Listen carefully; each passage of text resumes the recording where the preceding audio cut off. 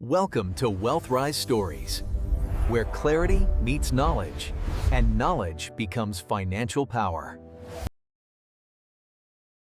Hey there. Let me give you a little thought experiment. Put yourself in this position. You're wrestling with a brand new business strategy, stressing over how to optimize your cash flow, or trying to get a handle on managing your team in this hyper-digital, hyper-competitive era. The market shifts at breakneck speed. Technology rolls out something new practically every week, and you feel like you're sprinting full throttle just to stay in place. And then, wearing a slightly mischievous smile, tell you this: do you believe a book written over 100 years ago could actually change the way you do business in the 21st century? Sounds crazy, right? Especially when you look at the academic, almost dusty title, Cyclopedia of Commerce Accountancy Business Administration, V02 of 10. Yep, one volume from a massive encyclopedia on commerce accounting and business management published more than a century ago. We're talking early 1900s, back when telephones were a luxury, cars were barely catching on. And the idea of the internet or social media wasn't even a wild fantasy in the minds of sci-fi dreamers.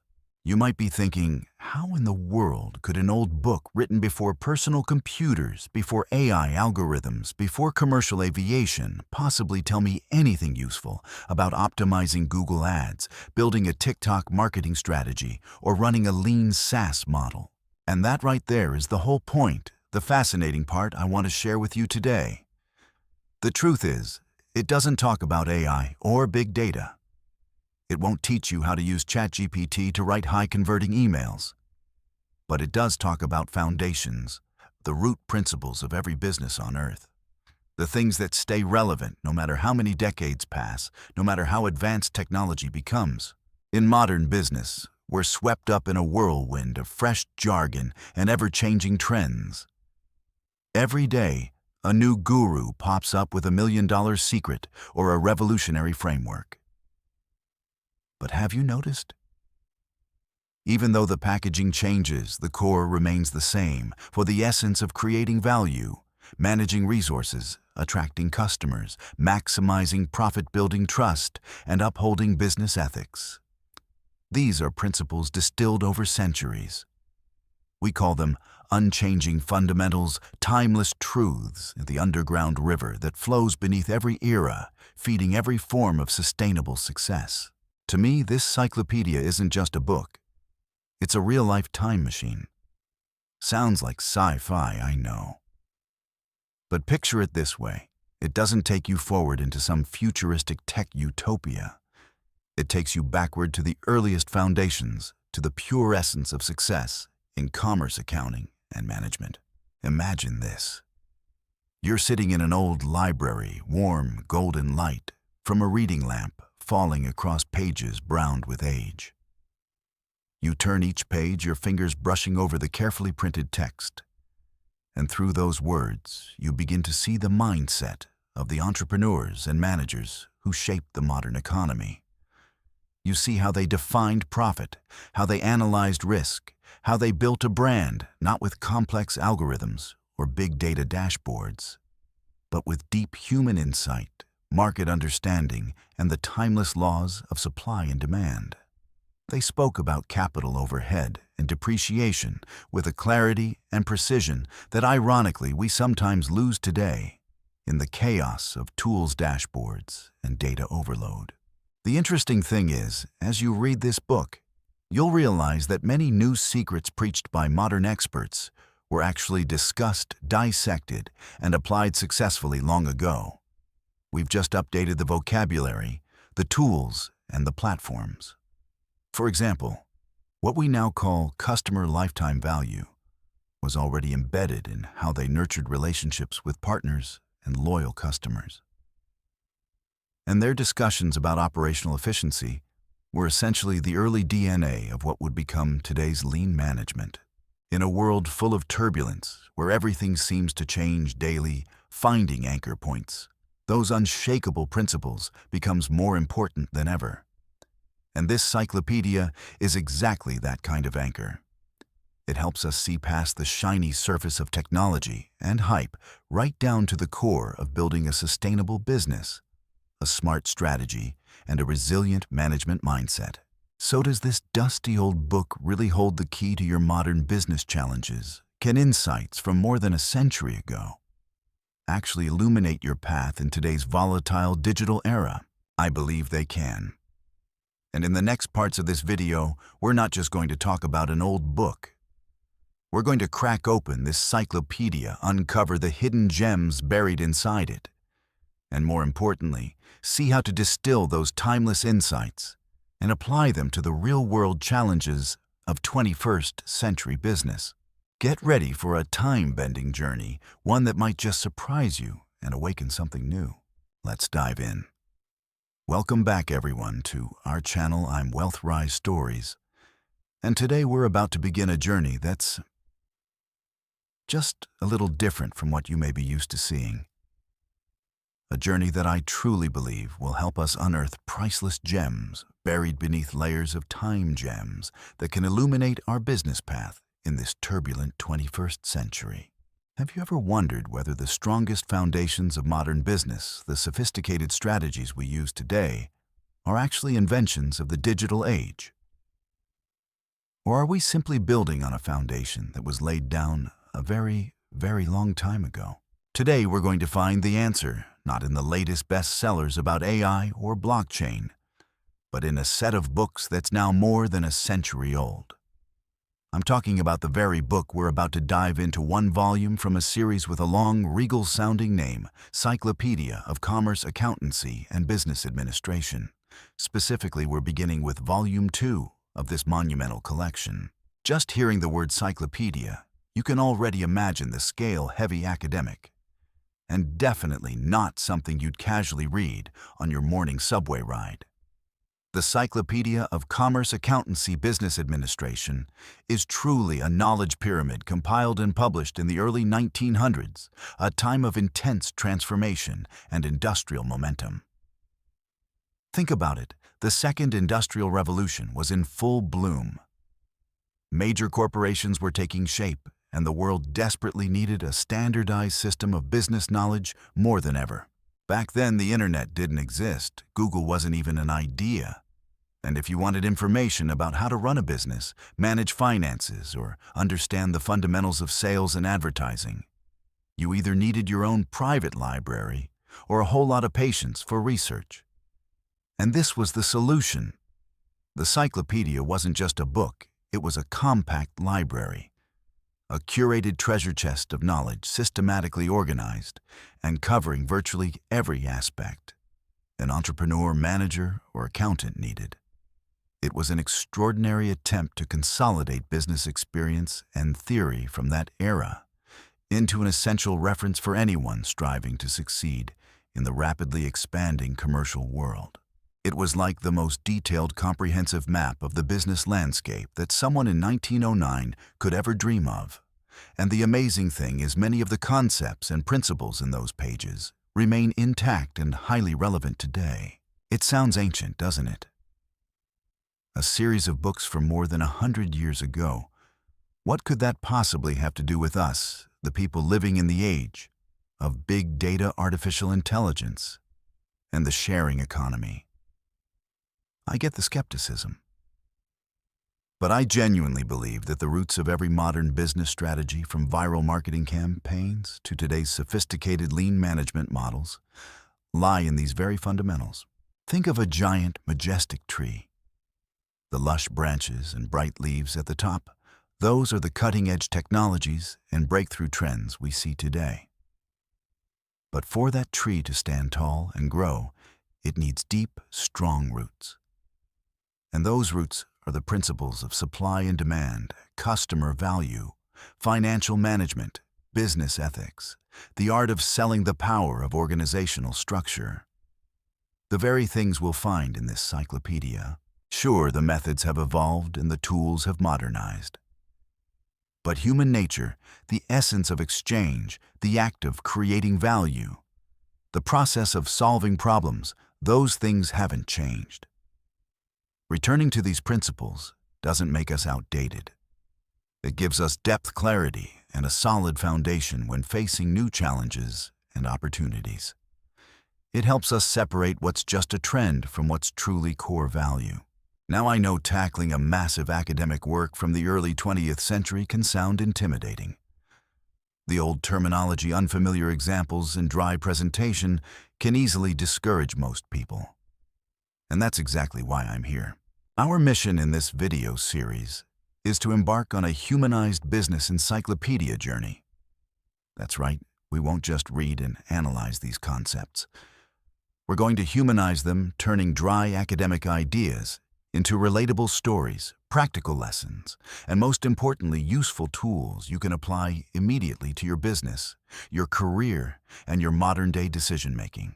We're going to peel back each layer of meaning, uncover the seeds of great ideas, and trace how they've grown into today's towering business trees.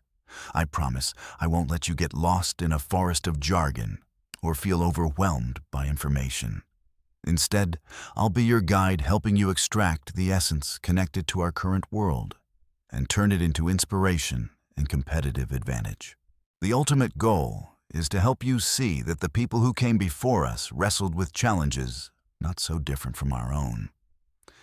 And the solutions and wisdom they left behind, even if wrapped in old-fashioned language, can become a powerful compass for your career and business journey.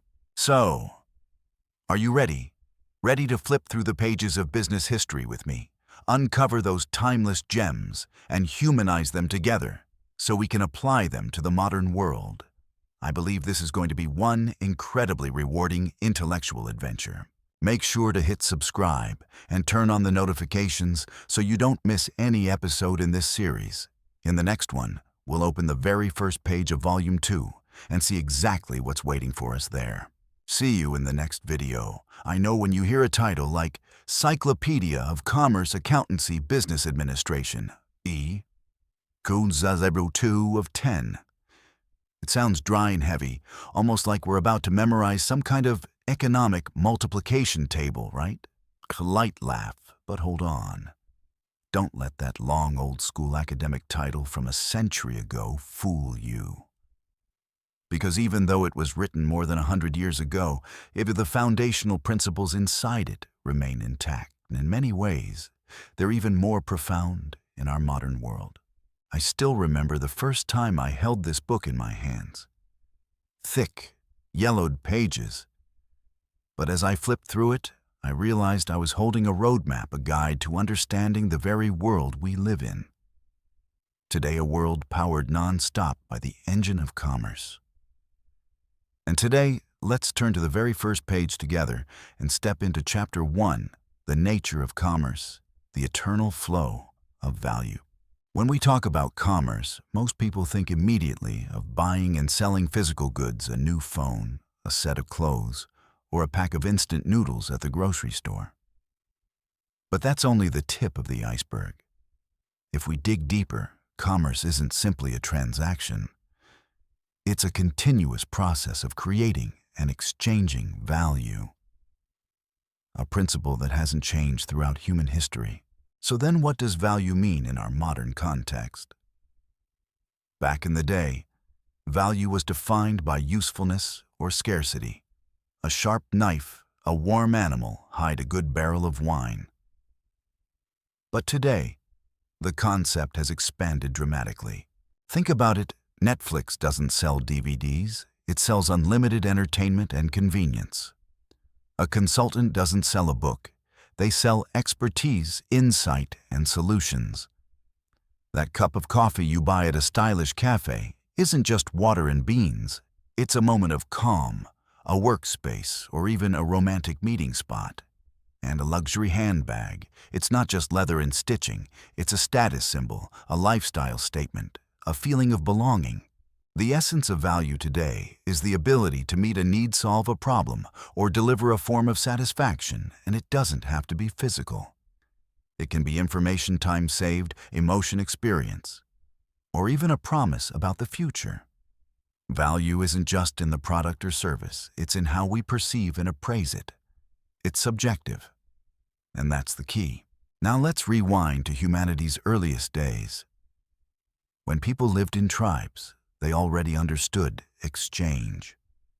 A hunting tribe might trade meat for grain from a farming tribe. That was the earliest form of commerce barter. Simple, maybe. But it came with a big problem. You had to find someone who not only had what you needed, but also wanted what you had. We call that a double coincidence of wants. Not so simple after all, right? That's when money appeared. From shells and precious stones to gold and silver, then paper currency and later digital money. Money simplified everything you sell. What you have to earn money, then use that money to buy what you need. Markets emerged. Merchants began traveling across borders and continents, and trade became global. Then came the digital age. Today we can sit at home, scroll on a phone, and buy anything from anywhere in the world. E-commerce shattered every barrier of geography and time. From ordering handmade crafts from a remote artisan to paying your utility bills with a tap. The medium of exchange may have changed shells, gold cash credit cards, digital wallets, but the essence of commerce remains the same, a flow of value moving from one party to another. But there is one thing across all eras, systems, all forms of exchange that has always been the irreplaceable catalyst and the foundation of every successful transaction: trust and reputation. Think about it. Would you buy from someone you don't trust? Would you do business with a company known for bad quality or terrible customer service? Of course not. Trust is the most valuable, invisible currency in commerce. From old-fashioned word-of-mouth, Mr. A sells great fabric, honest man too, to modern rating systems on platforms like Amazon, Uber, Airbnb. It's all about building and maintaining trust. A brand doesn't earn credibility overnight. It's built through thousands of successful transactions, through every promise kept, through consistent quality, and through transparency in everything it does. Trust reduces risk. When you trust a seller, you're willing to pay. When a seller trusts you, they're willing to deliver. It's like constructing a building. The stronger the foundation, the more lasting the structure.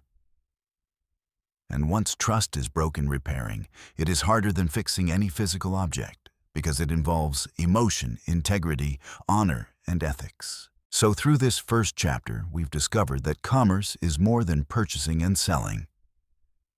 It's a process of creating and exchanging value, an unending stream.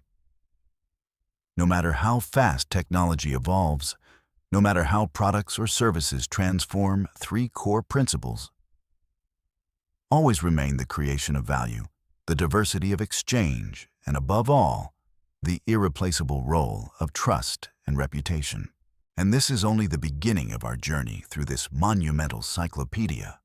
In the coming chapters, we'll dive deeper into every aspect of the commercial world, how it's structured, organized, managed, and the challenges and opportunities it presents. What do you think about the concept of value in today's world? Is there a non-material form of value that stands out to you? Drop a comment below. Let's talk about it. If in the previous chapter we laid the first bricks and tried to understand the big picture landscape of commerce, then today we're going to start choosing a ship to sail out to sea. Because to bring any business idea to life, the first and most important decision you have to make is under which structure are you going to operate. This is exactly what we'll explore in Chapter 2, Forms of Business Ownership. Choosing the right ship for your journey. Our cyclopedia, even though it was written more than a century ago, still offers remarkably deep analysis of three basic business models. Models that continue to shape the world of startups and modern enterprises today. We're going to dissect each ship, look at the strengths that help you confidently set sail, and the hidden traps you need to watch out for. 1. Sole proprietorship flexibility. Traded for unlimited risk. Let's start with the smallest ship, but also the one most of us tend to think of first when a business idea pops into our head: the sole proprietorship. Picture this. You have a great idea. Maybe it's making handmade scented candles, opening a small coffee shop, or working as a freelance designer. You put in your own money. You manage everything yourself, but you make every decision. That's a sole proprietorship in action. The Cyclopedia points out that the clearest advantage of this model is how easy it is to start and operate. No complicated paperwork, no bulky organizational structure. You're the owner, the captain, the crew, and the lookout, all in one. All decision-making power is concentrated in your hands, and that gives you incredible flexibility. You can pivot quickly, change strategy on the fly, and you don't need anyone's approval. Every dollar of profit you earn goes straight to you. Sounds pretty great, doesn't it? For today's startups, the sole proprietorship is often the ideal starting point. It allows you to test an idea with minimal cost, bring a product to market quickly, and get real feedback fast. Like a solo artist, you're free to create, experiment, and shape your own style without constraints. However, the Cyclopedia also warns us about an extremely important aspect. An underwater iceberg that many first-time founders ignore: unlimited liability. This means that if your business takes a loss or falls into debt, your personal assets, your home, your car, your savings, can all be used to pay off those business obligations. You and your business are legally one and the same. There is no clear separation. Think about it, you pour all your savings into a small shop. Then the market shifts, a crisis hits, and the business underperforms. At that point, you don't just lose the money you invested in the business. Your personal assets may also be on the line. That's the price of flexibility, a double-edged sword you need to handle very carefully. For startups, this can be especially risky when your scale is still small and your financial cushion is thin. 2. Partnerships, the power of collaboration and hidden pitfalls. If the sole proprietorship ship feels too small for you to face the open sea alone, or you know you'll need more resources and brainpower, you might start thinking about bringing one or more co-captains aboard. That's where the partnership comes in. According to the Cyclopedia, partnerships emerged as a way to overcome the limitations in resources and risk that sole proprietorships face. When 2 or more people pool their capital, experience, and skills to run a business together, they form a partnership. The greatest strength of a partnership is collaboration. You gain more capital, more ideas, and more expertise from your partners.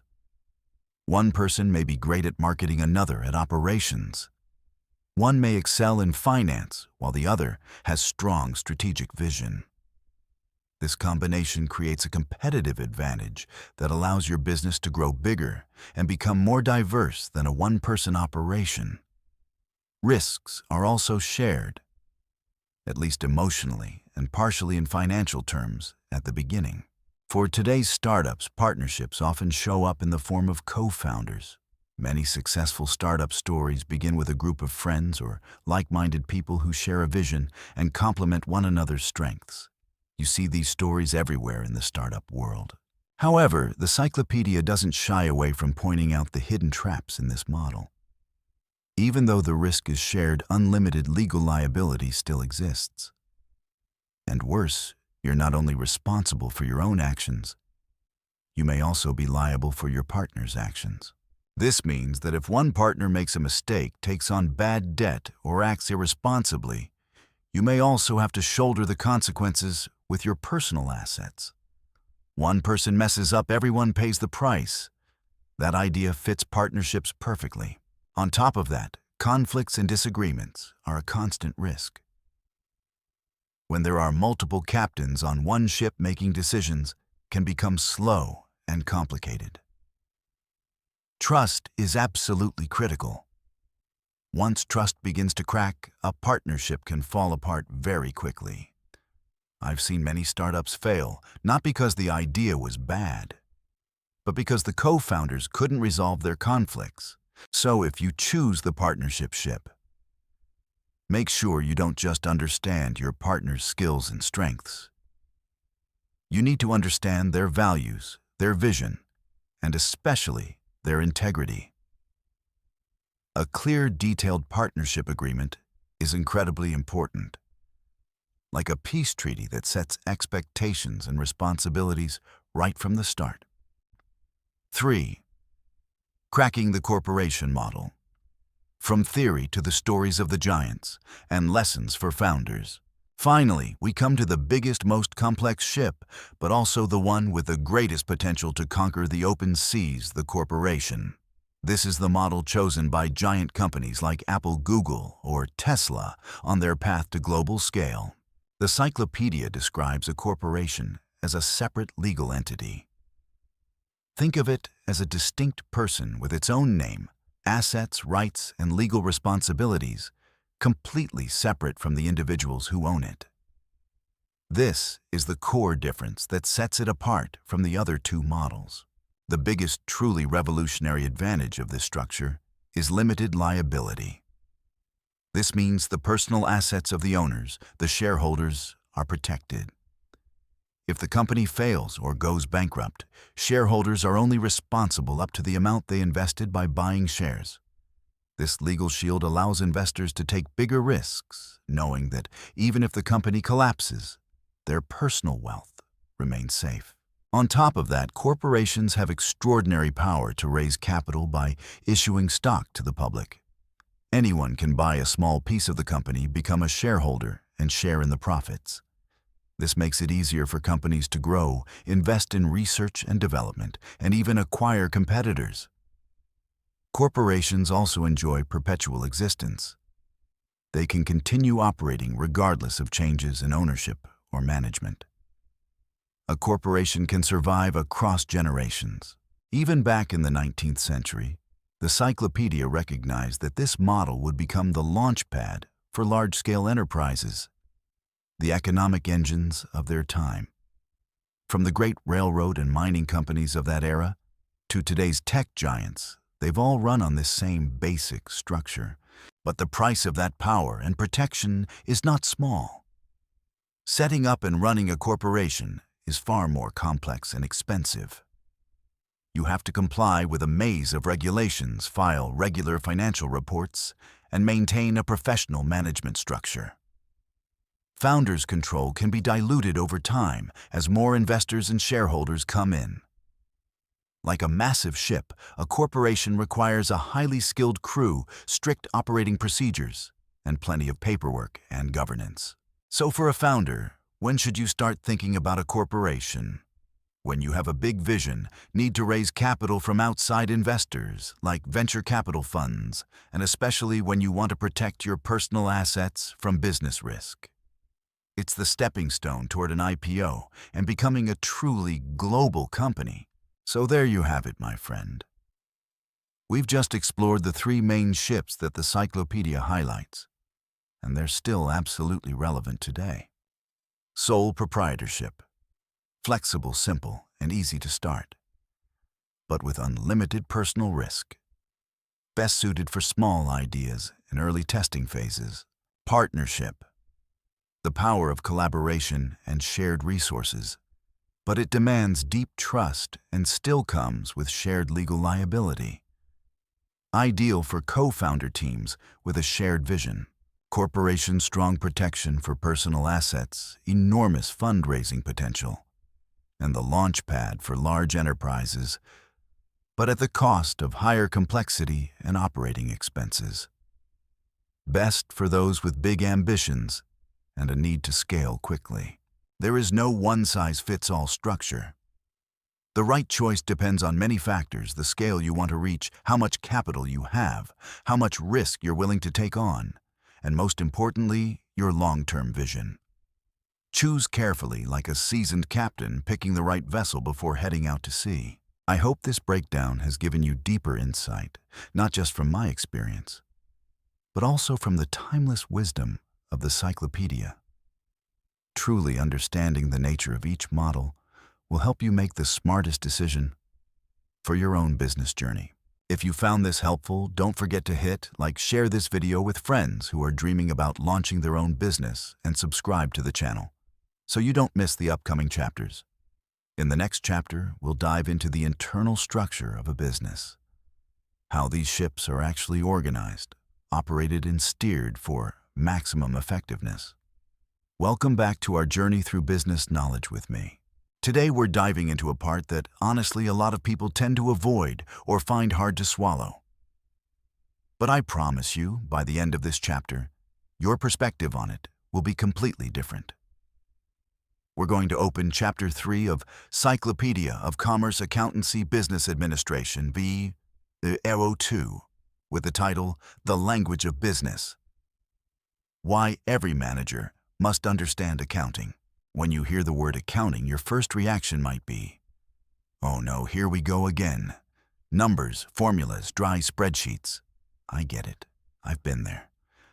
A lot of people think accounting is this complicated maze of addition, subtraction, multiplication, division, messy legal rules, and endless numbers dancing on a computer screen. But here's the thing, that's just the outer shell. In reality, accounting isn't pure math. It's the art of telling a story with numbers. Think about it. When you read a novel, you don't focus on each individual letter or how many pages there are. You focus on the plot, the characters, the events.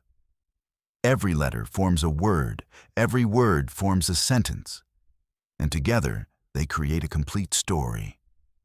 Accounting works the same way. The numbers, the line items on financial statements, they're not the end goal.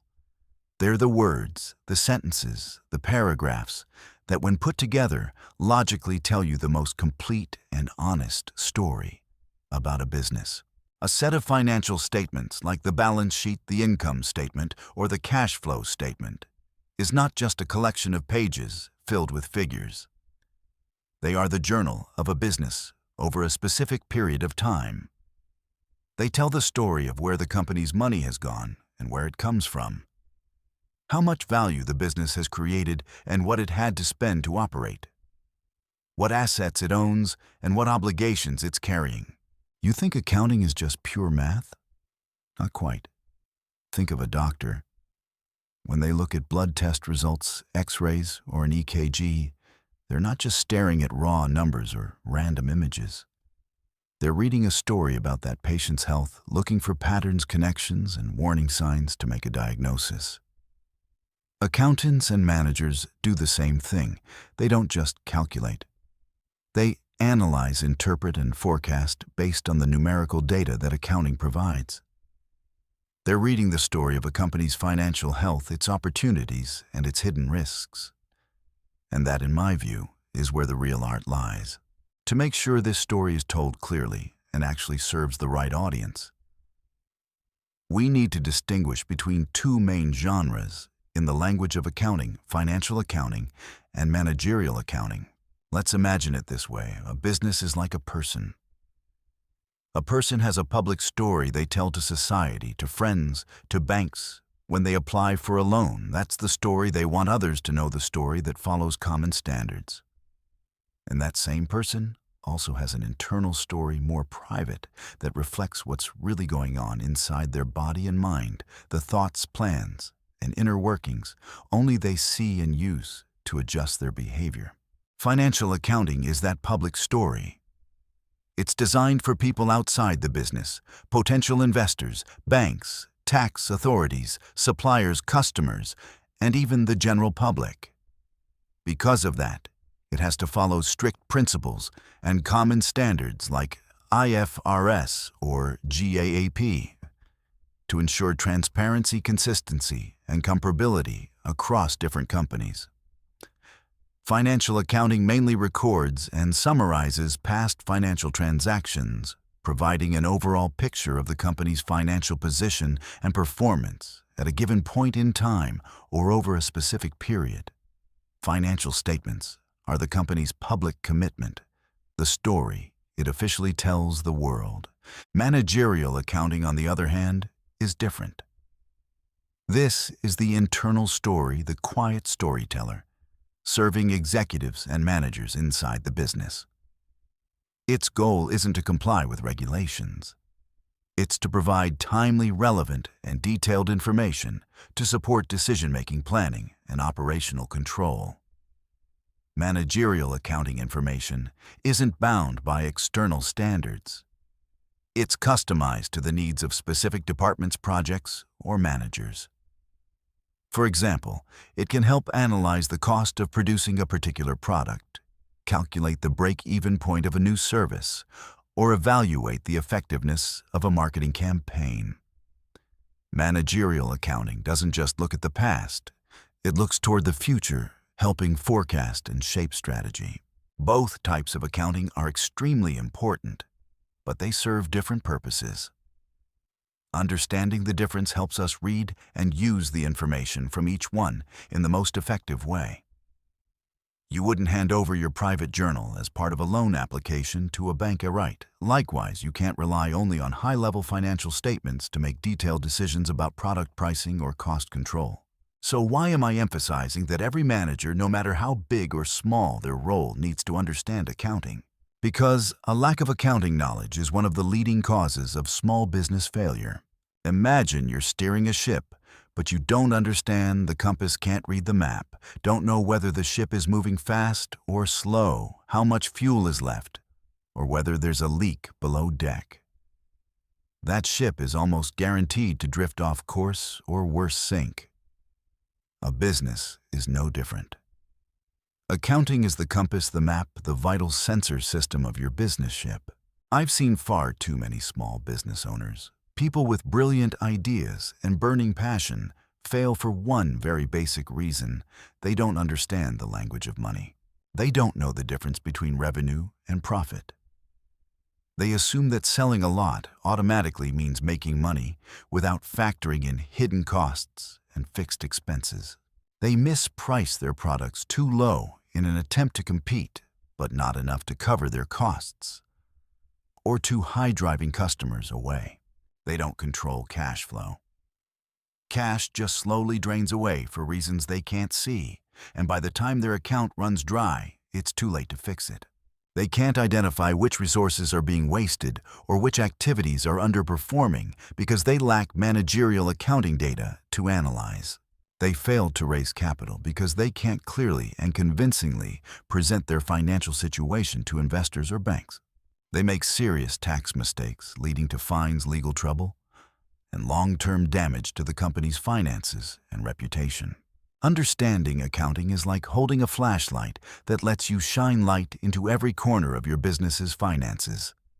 You can clearly see where the money is going, what your real profit is, which expenses are getting out of hand, and which assets are being used inefficiently.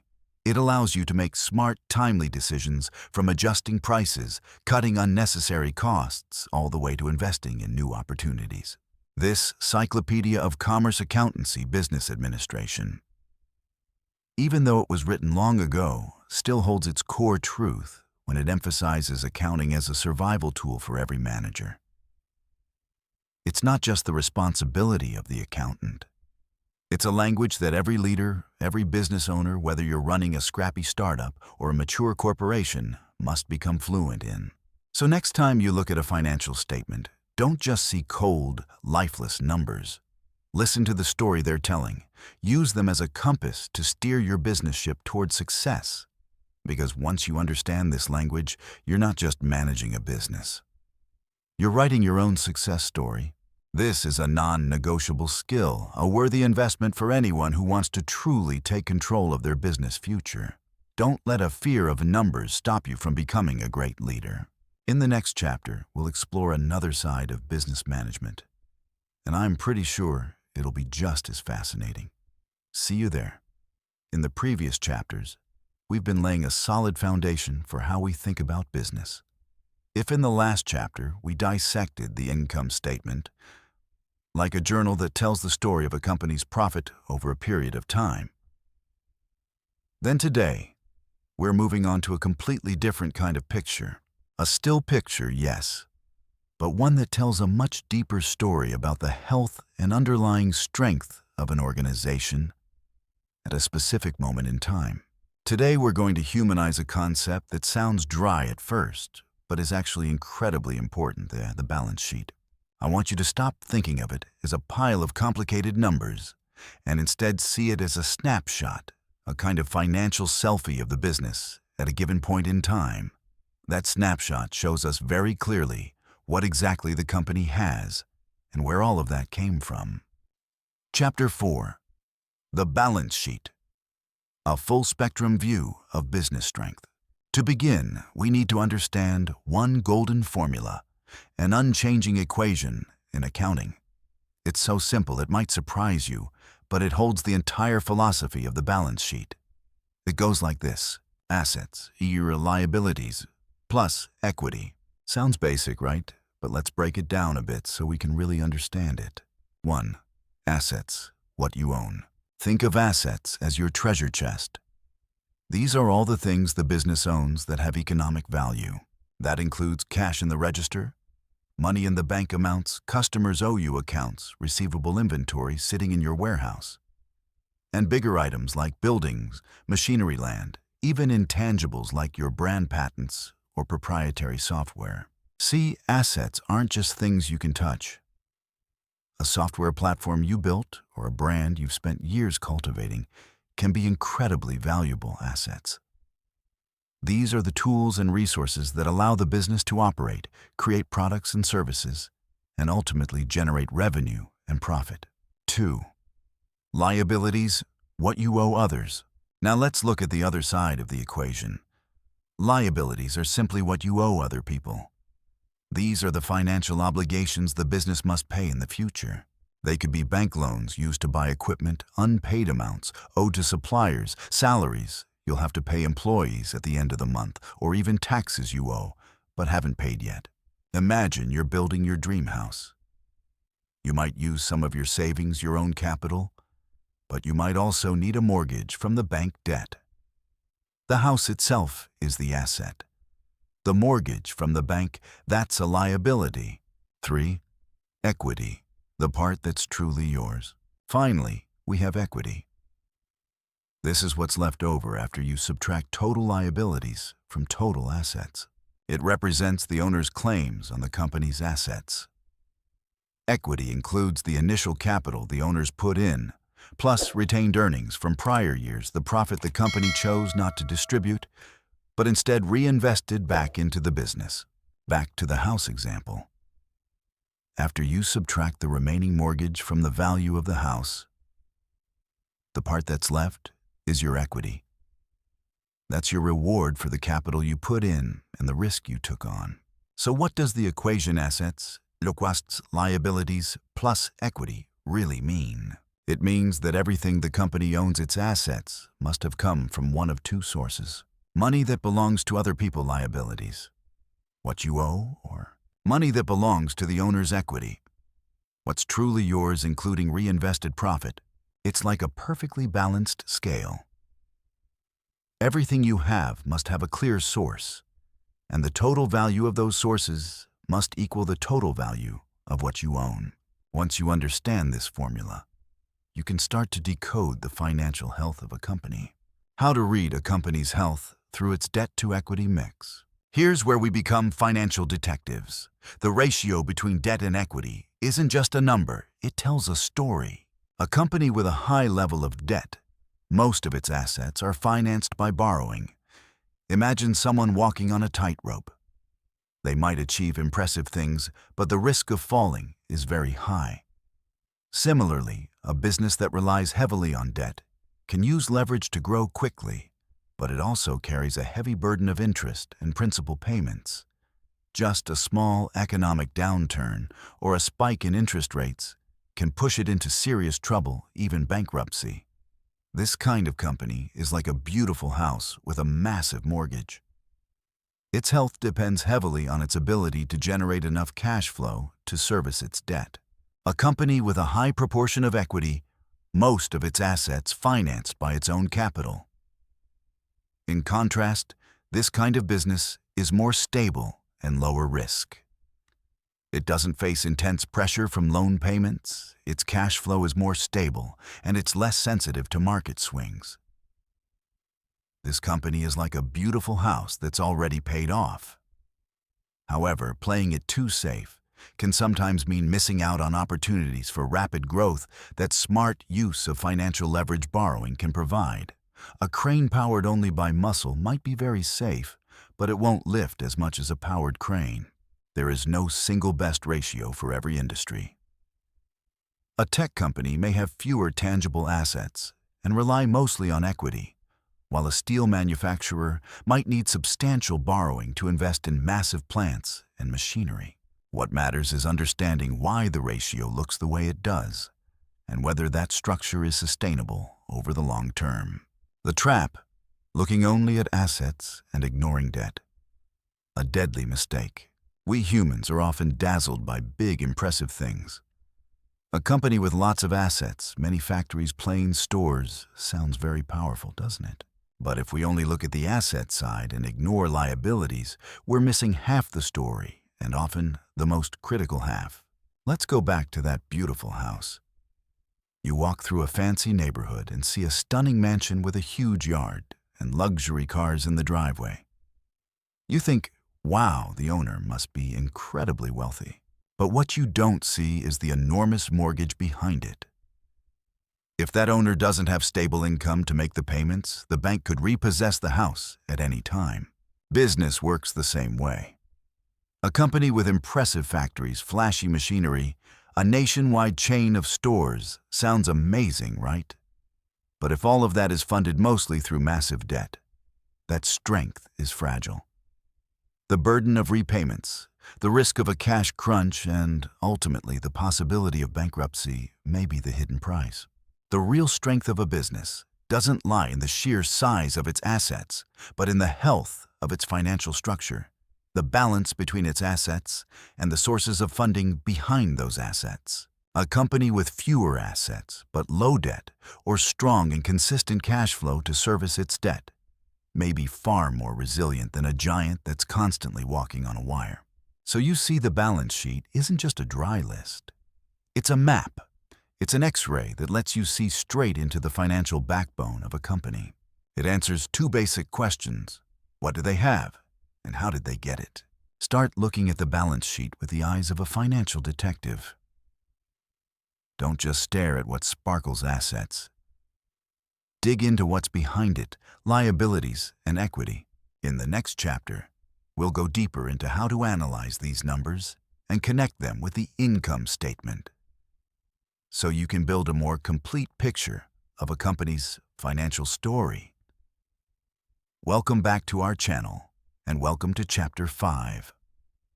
The income statement, the story of how profit is created. If in the previous chapter we took a snapshot of a company's assets, liabilities, and equity at a specific point in time through the balance sheet, then today we're going to do something much more dynamic. We're going to watch a movie, a financial documentary about the journey a company goes through over a period of time to create profit, or sometimes losses. Yes, I'm talking about the income statement, also known as the profit and loss P&L statement. Don't let the dry-sounding name fool you. To me, it's not just numbers on a page. It's a full-blown film with every emotion you can imagine, the initial excitement, the challenges along the way, the moments of victory, and sometimes the painful but valuable lessons. Our goal today is to walk through each scene of this movie, help you truly understand the meaning behind every number, and most importantly, see the story they're telling. Scene 1. Revenue is not everything. Understanding cost of goods sold and gross profit. Let's start with the opening scene of the movie. Revenue. This is the most glamorous number, the total amount of money the company brings in from selling its products or services. Imagine a new store just opened its doors. Customers walk in, item after item gets rung up. Each time you hear a little ding, that's more revenue coming in. Looking at this number, almost everyone feels excited, right? It represents the scale of operations and the market's acceptance of the company's product. But is revenue everything? Definitely not. This is just the beginning of the story. After the grand opening, the film takes us behind the scenes, and this is where we meet cost of goods sold, COGS. Picture yourself running a small bakery or sandwich shop. Revenue is the total amount of money you collect from selling all your sandwiches or pastries. But to make those products, you have to pay for flour, yeast, sugar, eggs, butter, meat, veggies, packaging, and even the electricity that runs your ovens, right? That's your cost of goods sold. The direct costs required to produce the products or services you sell.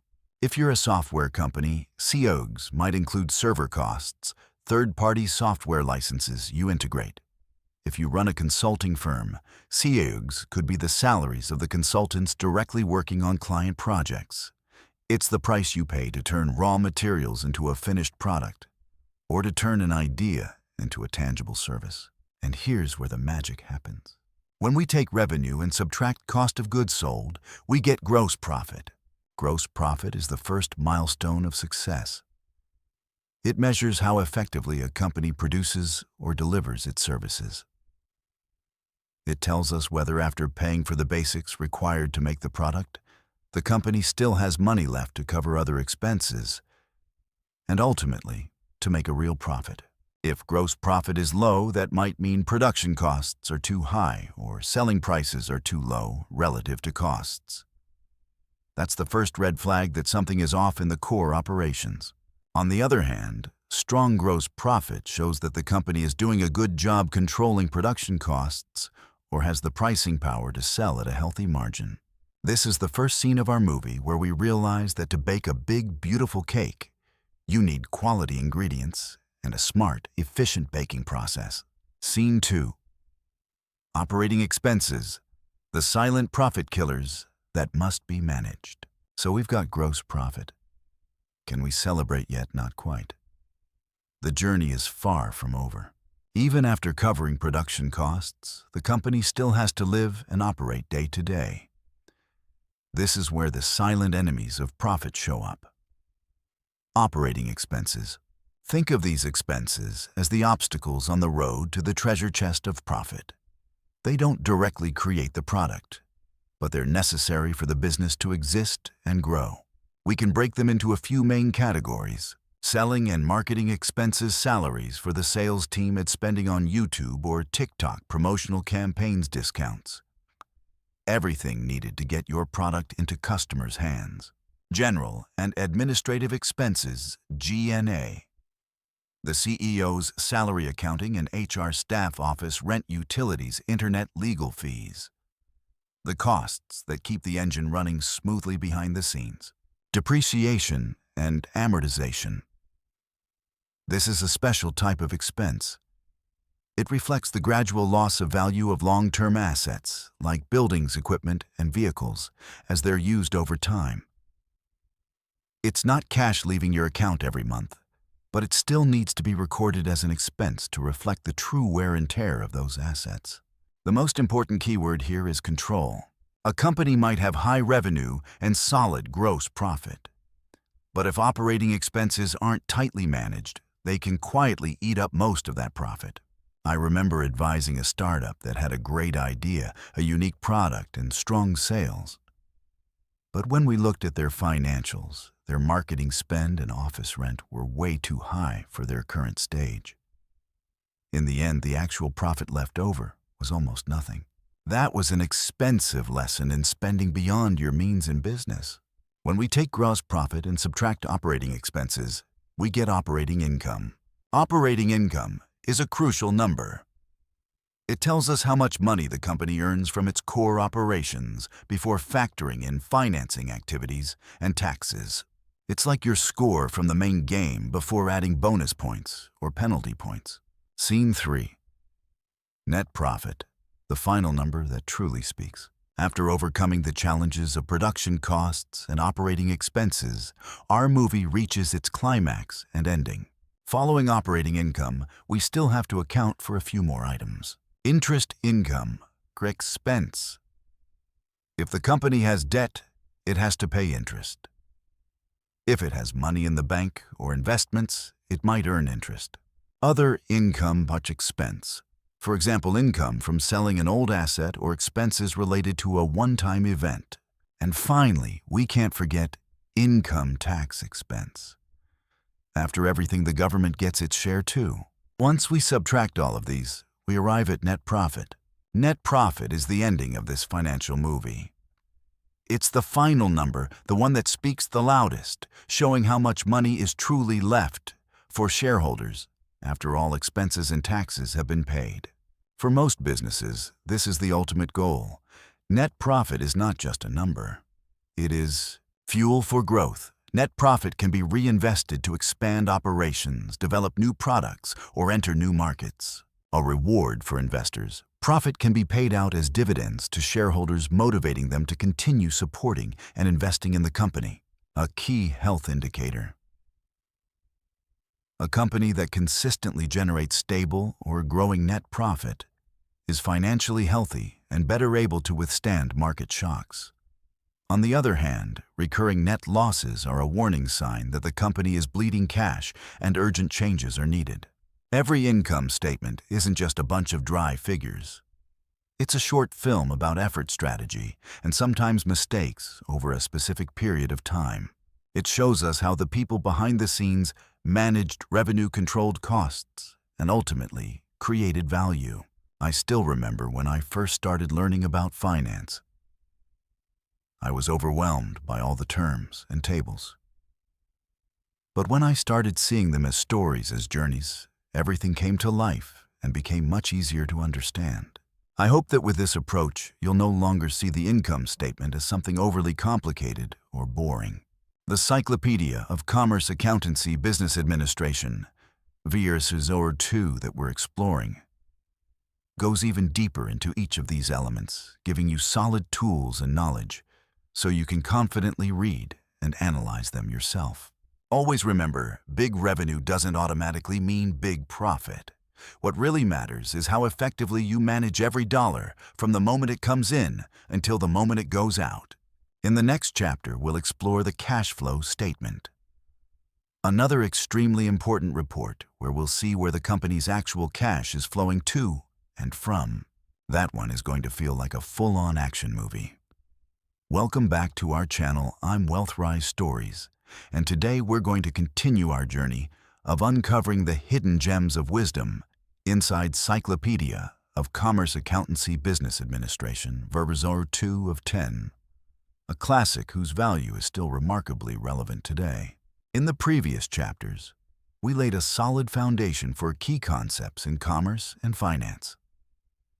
Now it's time to step into a very exciting Chapter 6, arguably one of the most important parts for turning any business idea into reality. Organizing the business. Building an efficient machine. When I talk about an efficient machine, I want you to picture it in the most concrete way possible.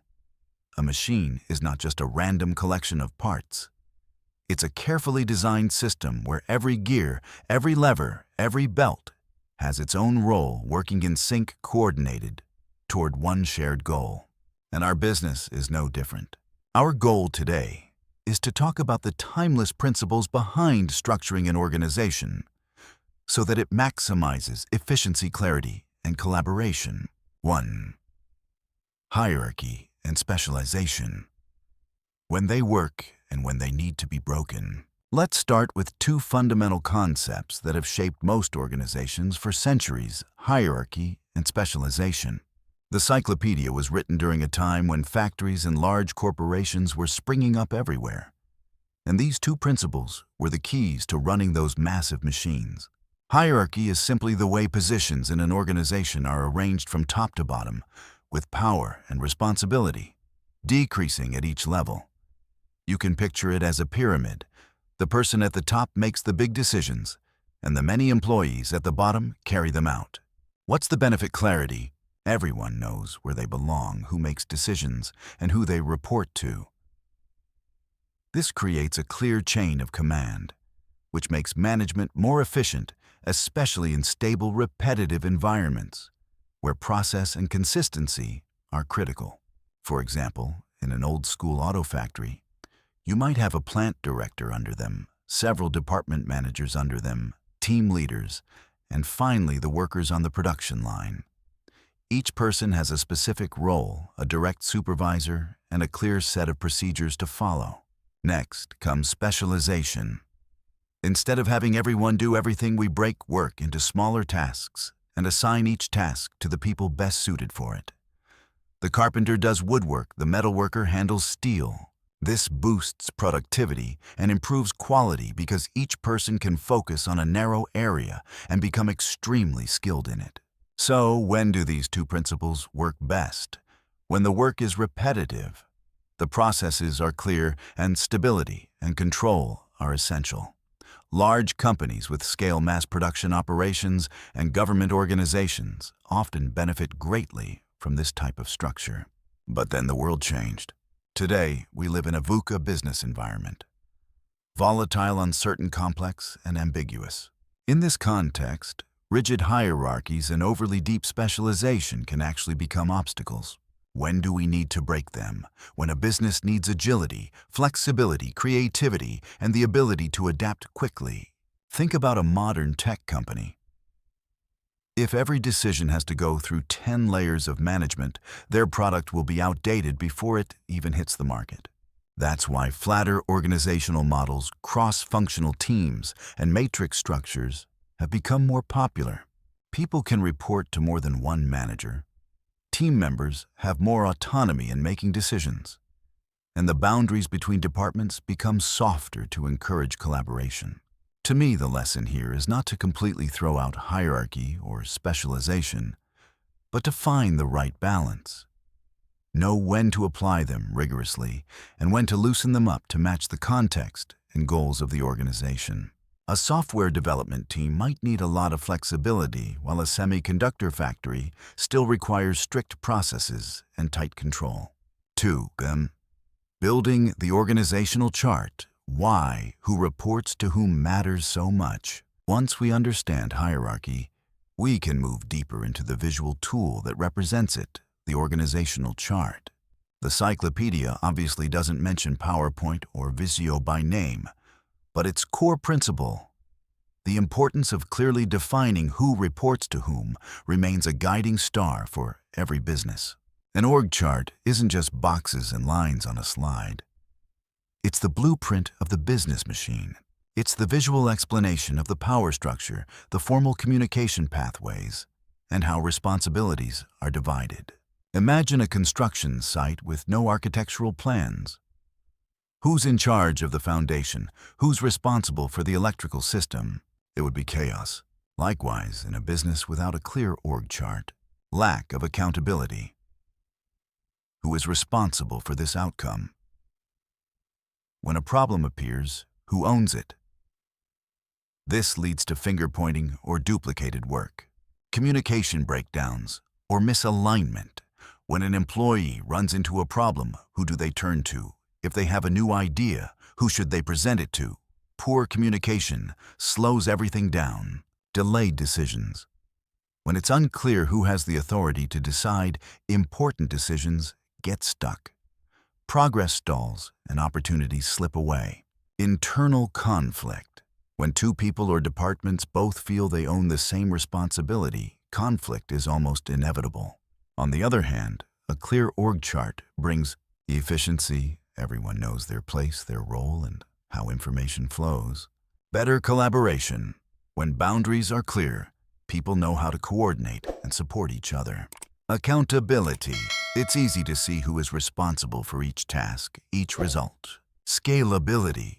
As the business grows, an org chart makes it easier to add new roles and departments without breaking the overall structure. Even in modern organizations where the chart may look flatter, clearly defining roles, responsibilities, and who ultimately owns what is still absolutely critical. That's the backbone, the wiring of the business machine. It ensures each part knows what it's supposed to do and how to connect to the others to keep work flowing smoothly. 3. Company culture. The invisible glue holding the machine together. If hierarchy is the skeleton and the org chart is the detailed drawing, then company culture is the invisible glue, the lubricant, the operating system of the machine's soul. It's what makes everything not just function, but function smoothly, effectively, and sustainably. The Cyclopedia might not use the term company culture the way we do today, But the principles it emphasizes, business ethics, trust, loyalty, teamwork, are the building blocks of what we now call culture. So what is company culture? It's the sum of the values, beliefs, attitudes, behaviors, and ways of working that are shared by everyone in the organization. It's how people actually act when no one is watching.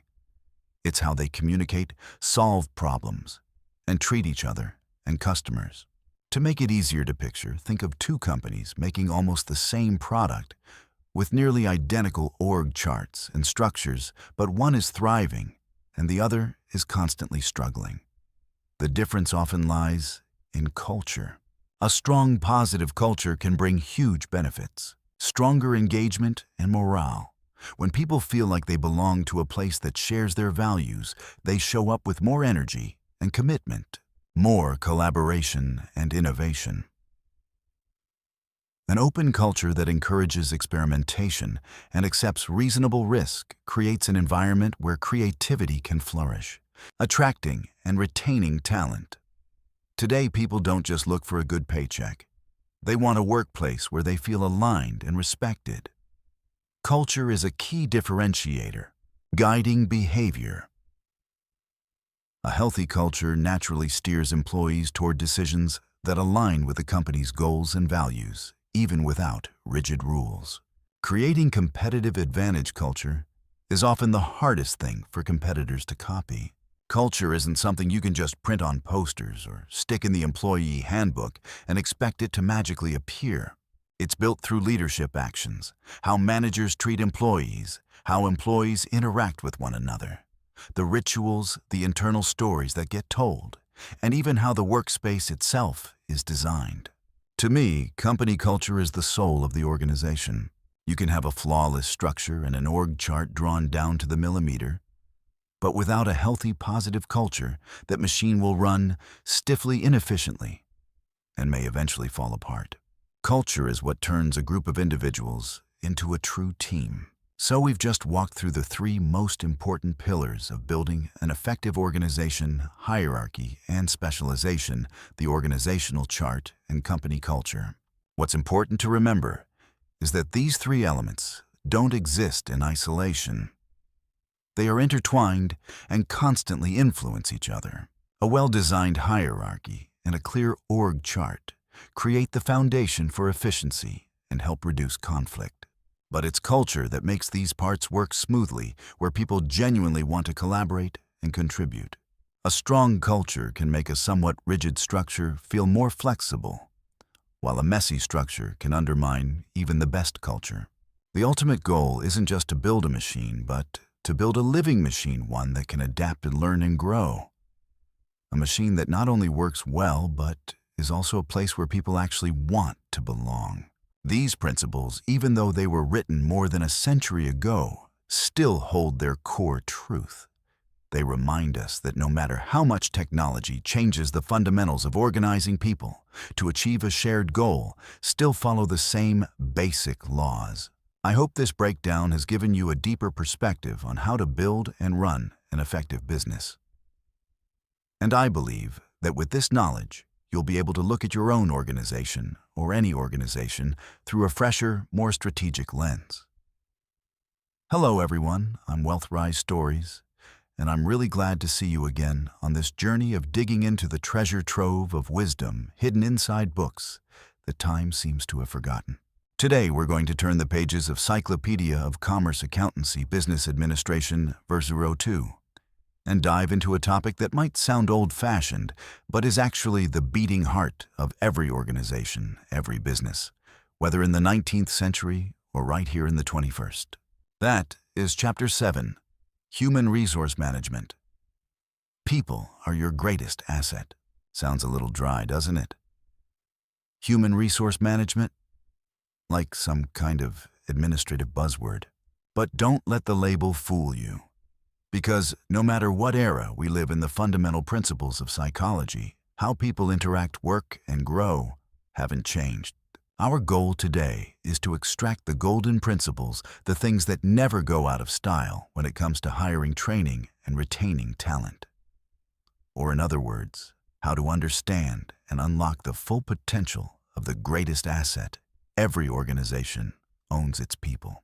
We're going to walk through 3 key points that this book, despite being more than 100 years old, understood with surprising depth. The art of hiring. Find people who fit your culture, not just those with the strongest resumes. Training and development. This is an investment, not an expense. Motivating employees. Exploring what drives people beyond just a paycheck. Let's jump in. 1. The art of hiring. Find culture fit, not just the best specialist. Narrator. The first point this book hammers home, despite being written over a century ago, is that hiring is not just about checking off a list of skills on paper. It's an art. We often default to chasing the best person, the flashiest resume, the most experience, the highest degrees. And that's not wrong. Technical skill is the foundation. But the Cyclopedia highlights a deeper truth. A person who is brilliant technically can become a toxic tree in your garden if they can't live in harmony with the rest of the ecosystem. Put simply, that's culture fit. You can drop the world's greatest soccer player into a basketball team, but will they shine? Or worse, will they disrupt the team chemistry that took years to build? Even back then, the authors understood that an employee doesn't just bring knowledge and experience. They also bring a set of values, a working style, and an attitude. Someone might be a genius, but if they're arrogant, hard to work with, or fundamentally out of sync with the organization's core values, they can end up causing more damage than the value they add. I remember interviewing a candidate once who was incredibly strong technically. The resume was stacked: big-name companies, big projects, impressive results. But during the interview, when I asked how he handled conflict in a team or worked with people who disagreed with him, his answer was basically, "I only care about results. Communication is something everyone else just has to adjust to." Even though his technical skills were outstanding, I had to really think twice, because I know these skills can be trained, but attitude and cultural fit are much, much harder to change. So how do we actually find culture fit? The book doesn't talk about modern personality tests, but it does hint at something timeless. Pay attention to their attitude, their behavior, and especially to what they don't say directly. Ask yourself, do they ask about the company's culture at all? Are they curious about their future teammates? When they talk about past successes and failures, do they show humility and a willingness to learn, or do they just blame others? Hiring is not a scavenger hunt for a dry list of skills. It's a search for the right puzzle piece, someone who will build with you, not pull you apart. Don't just look for the best person. Look for the right person. That's the secret that sustains strong organizations over the long term. 2. Training and development. This is an investment, not a cost. When it comes to training, a lot of people, especially owners of small businesses, see it as a burden. It's expensive. It takes too much time. What if we train them and then they leave? I hear these questions all the time. But the Cyclopedia, written over 100 years ago, takes a completely different stance. It insists that training and developing employees is an investment, not a cost. Think about it. When you invest in a good stock, what do you expect? Future returns, right? When you invest in better equipment, you expect higher productivity and better performance. So why wouldn't we see investment in people the same way? The book emphasizes that giving employees new skills and upgrading their knowledge doesn't just help them do their current job better. It prepares them for larger roles in the future. It's like watering and fertilizing a tree. You don't just want it to survive. You want it to grow, to bloom, to bear fruit.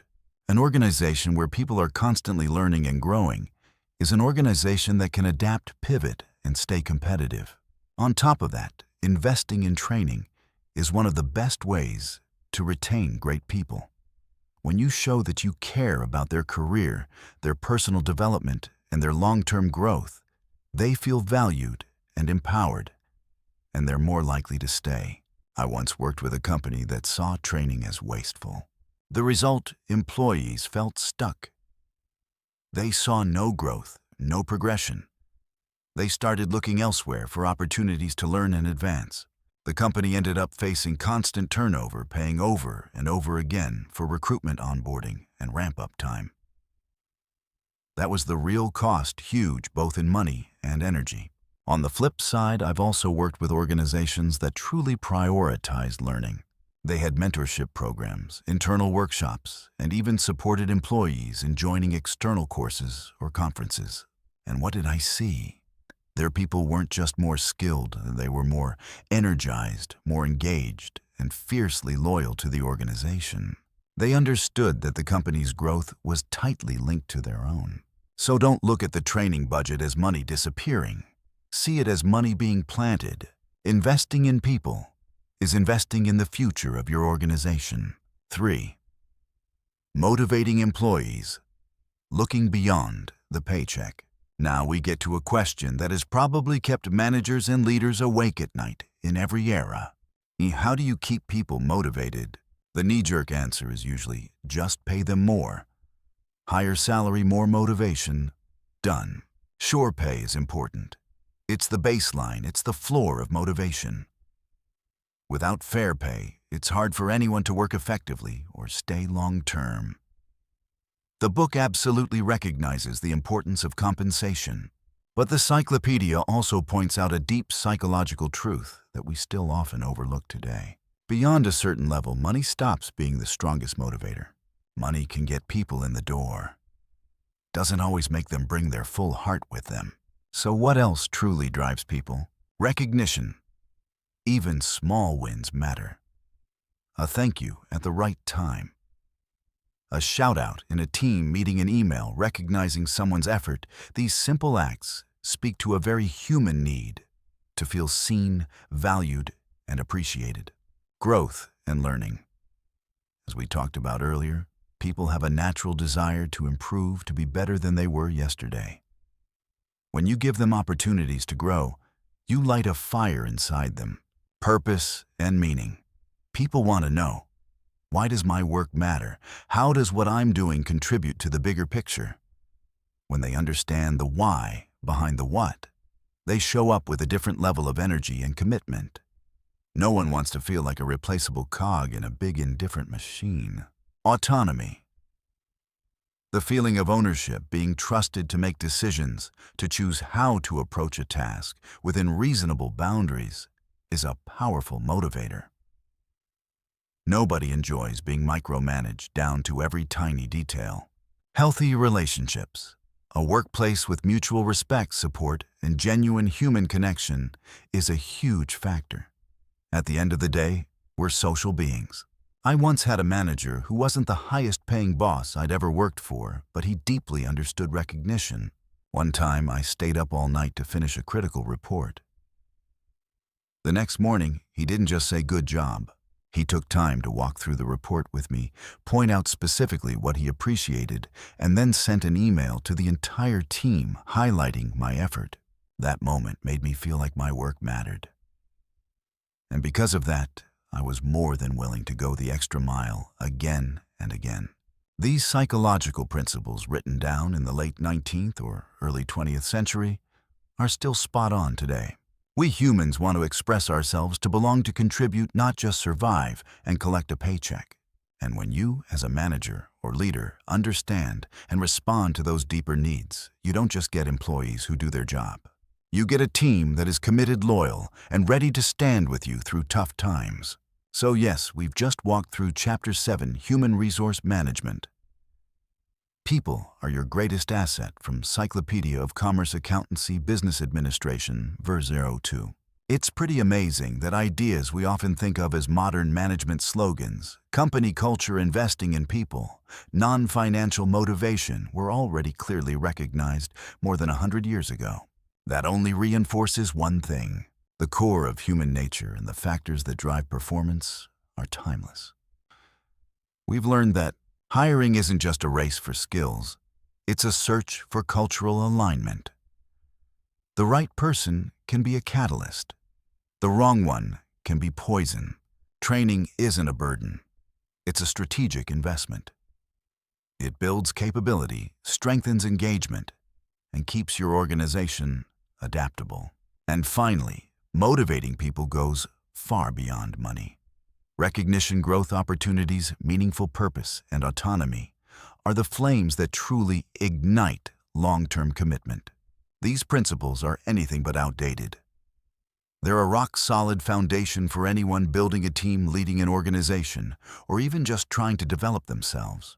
Take a moment and look at how you're currently managing, leading, or working with others. Are you living out these timeless principles? Thank you for joining me in exploring this surprisingly modern chapter from a very old book. I hope today's discussion has given you fresh perspectives and valuable takeaways. Welcome back to our journey through Cyclopedia of Commerce, Accountancy, Business Administration. We're in Volume 2, and just imagine this for a second. Even though it was written more than a century ago, the business principles it lays out are still completely relevant and in many ways even more important in today's complex financial world. Today, we're going to dive into a concept that feels both familiar and mysterious at the same time: credit. Chapter 8 of this encyclopedia is titled Credit and Credit Instruments. Understanding financial leverage.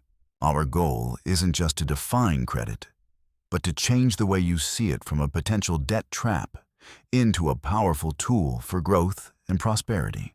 So let's do this together. Let's decode the power and the art of using financial leverage wisely. So what exactly is credit? In the simplest terms, credit is not just about borrowing money. At its core, it's about trust. It's a promise to pay in the future. When you're granted credit, someone, a bank, a supplier, or even a friend, is choosing to trust that you'll fulfill your obligation to repay at some agreed point down the road. Think about it this way. If you loan money to a friend that's credit, you trust that friend to pay you back on time. In commerce, the principle is exactly the same, only the scale is bigger and the rules are more formal and structured. Back in the era when the Cyclopedia was written, long before modern banking systems or today's complex financial instruments, credit was already the lubricant that kept the economic engine running. Merchants traded goods and signed letters of credit or bills of exchange documents that promised payment at a later date. That was the foundation of global trade. And today, even though the tools look different, the essence is unchanged. Credit allows us to transact beyond our immediate cash on hand. Now we get to a really important mindset shift from borrowing to using leverage. For many people, the word borrowing is loaded with negativity. It sounds like lack, pressure, financial stress. I get that. I've had my own not-so-great experiences with debt used the wrong way. But this book in real life taught me something crucial. That's a very limited way to look at it. Credit, when used strategically, is not a burden. It's leverage. Remember the basic idea of a physical lever. A small force can move a very heavy object if you have the right pivot and a long enough lever arm. Finance works the same way. Financial leverage allows you to use a relatively small amount of your own capital, or sometimes none at all, to control a much larger asset or execute a bigger project.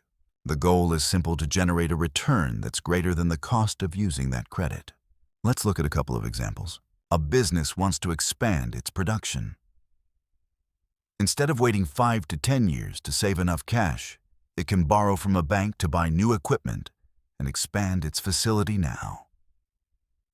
If that expansion increases revenue and profit enough to cover the loan payments and still leave extra profit, that's effective leverage.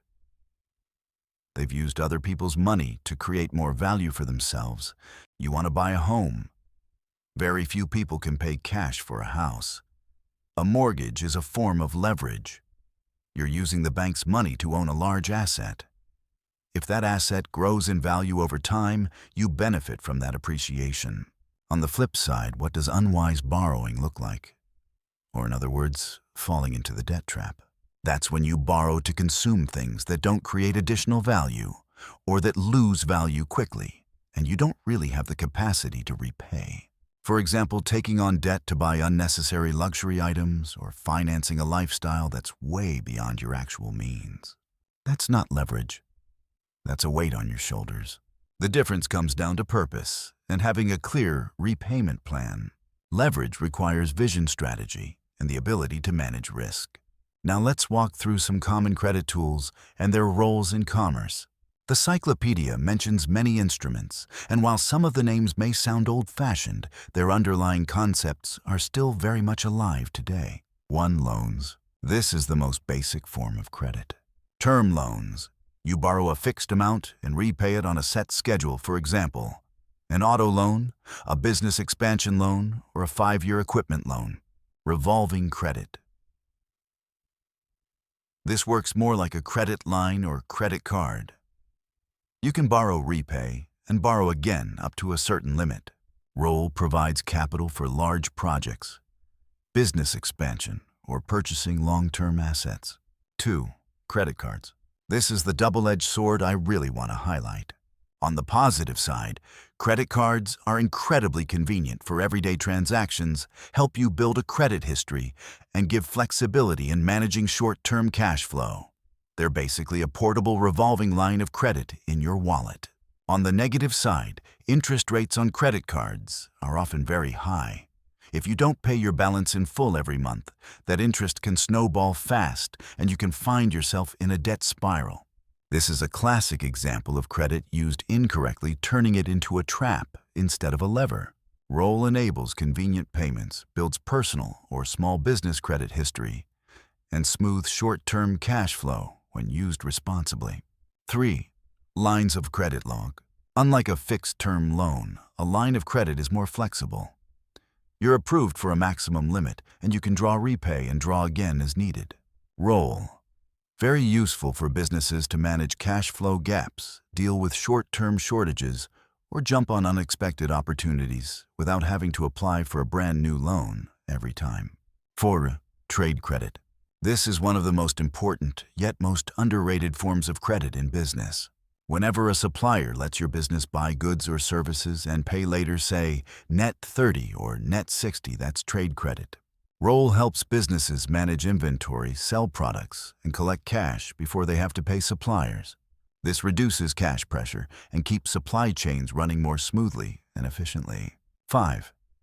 Bills of exchange and promissory notes. These are classic instruments that the Cyclopedia talks about a lot. In essence, they're legal documents that promise payment of a certain amount at a specific future date. Today, you might not see them much in everyday personal finance, but the principles behind them still show up in more complex financial contracts and commercial transactions. Roll. They provide legal evidence of debt and a clear commitment to pay, making large or international trade safer and more transparent. Each of these tools, when understood and used for the right purpose, becomes an essential gear in the economic machine, helping to create value and drive growth. Of course, we can't talk about credit without emphasizing risk management and financial reputation. Using leverage is both an art and a responsibility. It's like handling a sharp axe. You can chop wood to stay warm, or you can hurt yourself if you swing carelessly. Managing credit risk means you need to know your true repayment capacity. Never borrow more than you can realistically handle. Build a solid budget and know exactly what's coming in and going out. Read the terms and conditions carefully. Interest rates, penalties, payment schedules. None of these are fine print you can ignore. A small clause today can become a big headache tomorrow. Have a backup plan. What happens if your income drops, if your sales slow down, if you lose your job? Having a plan B and an emergency fund is crucial. Avoid over-fragmented debt. Having too many debts from too many different sources can make management confusing and stressful, and it increases the risk of missing payments. Alongside risk management is the idea of building financial credibility, your credit score. In the Cyclopedia era, trust was built on your personal reputation, relationships, and trade history. Today, the credit system has turned that idea of trust into a number, your credit score. A strong credit score unlocks access to loans with lower interest rates, better terms, and even new business opportunities. It signals that you're someone who can be trusted to meet your financial obligations. A poor credit score, on the other hand, can lead to loan denials or very high interest rates, slowing down your personal or business growth. So how do you build good financial credibility? Pay your debts on time and in full. Keep your credit utilization low, for example. Don't max out your credit cards. Avoid opening too many new credit accounts in a short period. Regularly check your credit report for errors. So we've just explored the true nature of credit, not just as debt, but as a powerful financial tool, a lever. We shifted our perspective from simple borrowing to strategic leveraging, walked through key credit instruments, and most importantly, highlighted the importance of managing risk and building financial reputation. Remember this: credit is not an enemy you must avoid at all costs. It's a powerful ally, a strong support system that can help you reach bigger goals in life and in business if you use it wisely and responsibly. Always ask yourself, what value will this credit help me create? What is my concrete plan to pay it back? Am I prepared for the risks if things don't go as expected? Understanding these timeless principles from an old encyclopedia gives you a real edge in navigating the modern financial world. In the next chapter, we'll dive into accounting and financial reporting, where all of these credit transactions get recorded and reflected. You definitely don't want to miss that. Now we're stepping into a chapter that might sound dry at first, but is actually the lifeblood of every business activity, and honestly, even of the smallest transactions in our everyday lives. I'm talking about Chapter 9, Commercial Contracts. The foundation of every transaction. From Cyclopedia of Commerce Accountancy Business Administration, VSER 02. The word contract might make some of you a little uneasy, immediately thinking of thick documents full of legal jargon and fine print. But truthfully, if you've ever bought a cup of coffee, signed a lease, or even just made a verbal agreement with friends about splitting the cost of a trip, you've already been interacting with the idea of a contract. Our goal today is to decode contracts so you can see that they're not just pieces of paper, but powerful tools that create transparency, safety, and trust, turning casual words into enforceable commitments. Let's jump in. The core elements of a valid, legally enforceable contract. Think of a contract like a solid building. For it to stand strong, it needs a proper foundation and key structural elements. The Cyclopedia lays these out very clearly, and I'm going to walk through them in the most down-to-earth way possible. First, there has to be an offer. This is when one party clearly expresses an intention to enter into a transaction, laying out specific terms. For example, you say, I want to sell this car for $15,000. That's an offer. Second, there has to be acceptance. An offer only becomes meaningful when the other party fully and unconditionally accepts it. If the buyer says, I agree to buy the car for $15,000, that's acceptance. But if they say, I'll buy it, but only for $13,000, that's not acceptance, that's a counteroffer. Third, and this is a part many people overlook, there must be consideration. Sounds complicated, right? But it's actually simple. Each party in the contract must promise or provide something of value to the other. That might be money, goods, services, or even a promise not to do something. It's the classic something in exchange for something. In our car example, the money is the buyer's consideration, and the car is the seller's consideration. If one party doesn't promise or provide anything of value, the contract may not be legally enforceable. In other words, you can't magically create a binding legal contract out of thin air if there's no real exchange involved. Fourth, there must be an intention to create legal relations. Both sides have to intend for their agreement to be legally binding, not just a casual social promise. In business dealings, this is usually assumed. But in family or friend situations, this can be more blurry and often needs to be made explicit. Finally, and this part is just as important, there's capacity and legality. The parties must have the legal capacity to enter into a contract, for example, not being a minor or someone legally declared incompetent. And the subject of the contract itself must be legal. You can't sign a valid contract to do something illegal. That one's pretty straightforward. When all of these elements are present, You've got a valid contract, a solid foundation for transactions to happen safely. 2. Why spoken words blow away in the wind, and how a good contract protects everyone. You've probably heard the phrase, a verbal promise doesn't count for much in one form or another. I'm willing to bet every one of us has been in a situation where a verbal agreement that felt clear at the time eventually turned into a messy tangle of misunderstanding and frustration. But you said you would... No, that's not what I said at all. Sound familiar? There are plenty of reasons spoken words blow away in the wind. Bad memory, ambiguous language, wishful thinking, or someone simply changing their mind. When nothing is written down, it's incredibly hard to prove who's right and even harder to enforce anything. This is where the value of a written contract becomes crystal clear. A good contract is not just a legal document. It's a detailed map and a rule book that everyone has agreed to follow. Transparency. A contract makes everyone's expectations explicit. It spells out exactly who will do what, when, where, and in exchange for what. This eliminates vagueness, drastically reduces misunderstandings, and makes sure everyone knows their roles and responsibilities. Protection. It's a safety shield for all parties.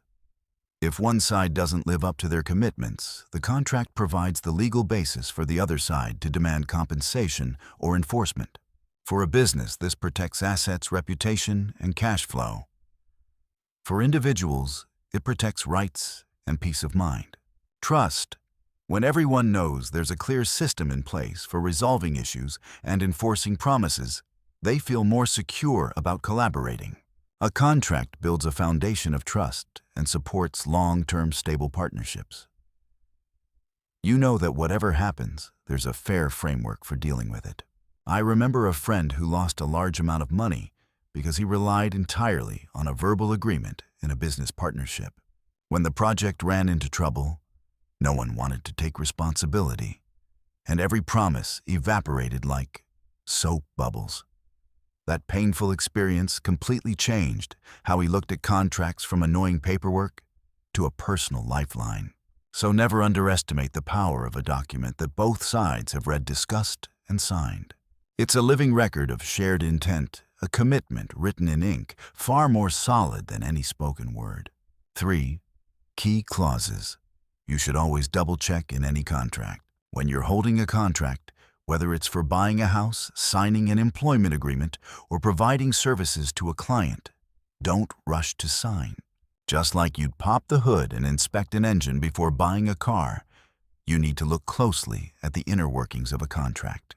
Here are the clauses I always tell friends and family to read carefully, sometimes more than once. 1. Parties. Sounds obvious, but make sure the full legal names, addresses, and identification details of all parties are correct. For businesses, that might mean the registered company name and tax ID. For individuals, it might be a social security number or government-issued ID. Also confirm that the person signing actually has the authority to represent the company. A small mistake here can make the contract hard to enforce or even invalid. 2. Scope of work, goods, services. This is the heart of the contract. It defines what is being exchanged. For a service contract, spell out the tasks, deliverables, timelines, volumes, quality standards, everything you can make precise. For a sale of goods, describe the product clearly. Model, size, color, quantity, specifications, quality requirements. Any vagueness here is fertile ground for disputes. I thought you were going to handle that too. That sentence doesn't show up when the scope is clearly defined. 3. Payment terms. Amount exactly how much, often written both in numbers and words. Schedule 1 lump sum or installments. Upfront upon completion or tied to milestones. Method: bank transfer, check, card, wire. Include the correct bank details if needed. Late payment penalties. If any, what are the fees or interest? This protects the party providing the goods or services and keeps cash flow predictable. 4. Term, duration. When does the contract start? How long does it last? When does it end? Is there an automatic renewal clause?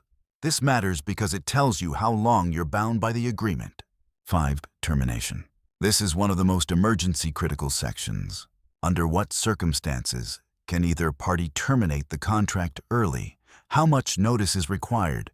Are there any penalties or compensation involved if someone walks away early? And especially what happens if one party commits a material breach, a serious violation of the contract. Understanding this gives you a clear idea of your exit routes and the consequences if things go wrong. 6. Dispute resolution. If a conflict arises and you can't resolve it yourselves, what happens next? Does the contract call for mediation, arbitration, or court? In which city, state, or country? This can save you from long, exhausting, and expensive legal battles later on. Personally, I like seeing arbitration clauses. They're often faster and less costly than going to court. 7. Governing law. Which jurisdiction's laws govern this contract? This is absolutely crucial for international agreements or even contracts between parties in different states. 8. Confidentiality if applicable. If the contract involves sensitive information, this clause defines what counts as confidential, who can access it, and what happens if someone violates that confidentiality. Never be afraid to ask questions. If there's any clause you don't understand, ask the other party or get advice from an attorney. A small investment in legal guidance at the start can save you a lot of money, stress, and headaches later. A contract is not something you just sign to get it over with. It's a living agreement you will be bound by, including in the worst-case scenario when you need it most. And that's our journey through Chapter 9, Commercial Contracts, the foundation of every transaction. I hope today's breakdown has given you a deeper appreciation for how important contracts are not just in business, but in everyday life. Remember, a contract isn't just a legal tool. It's a symbol of trust, clarity, and safety. It turns good intentions into enforceable commitments, helping us build stronger, more reliable relationships, whether in business or in our personal lives. Hey everyone, it's me again, your familiar guide on this journey through the treasure trove of ideas in the Cyclopedia of Commerce Accountancy Business Administration. We've already walked through a lot of chapters and angles of the business world. But today we're stopping at a topic that personally I find both fascinating and absolutely essential. Chapter 10, Transportation and Logistics. The lifeblood of the economy. Just hearing that title, you can already feel how important it is, right? Lifeblood is the key word here. Picture this. No matter how strong a heart is, if the circulatory system is clogged and can't deliver oxygen and nutrients to every cell, the body simply can't function well. Our economy works the same way. No matter how great your product is, no matter how unique your service might be, if there isn't an effective transportation and logistics system to move it from where it's made to the people who actually use it, then all of that potential doesn't mean much. This cyclopedia, even though it was written in the early 20th century, lays out basic principles of transportation that still hold up today. But over nearly a century, our world has transformed at incredible speed. So let's dive into how this field has evolved and why it matters more than ever. 1. The evolution of logistics. From horse-drawn wagons to global 4.0 supply chains.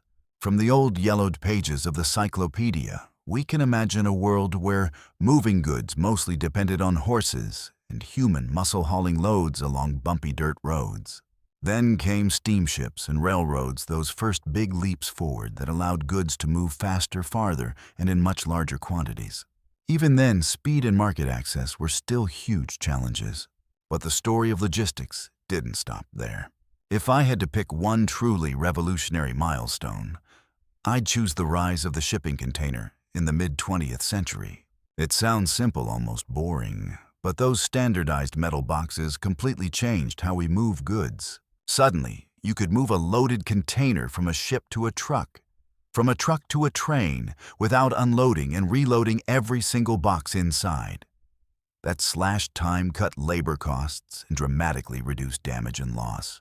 That simple idea became the backbone of intermodal transportation and paved the way for the global supply chains we live with today. And now we're living in the age of Logistics 4.0. It's no longer just about physically moving boxes from point A to point B. It's about data visibility and smart optimization. Artificial intelligence predicts demand. The Internet of Things IoT tracks location and condition of goods in real time. Blockchain boosts transparency and security in transactions.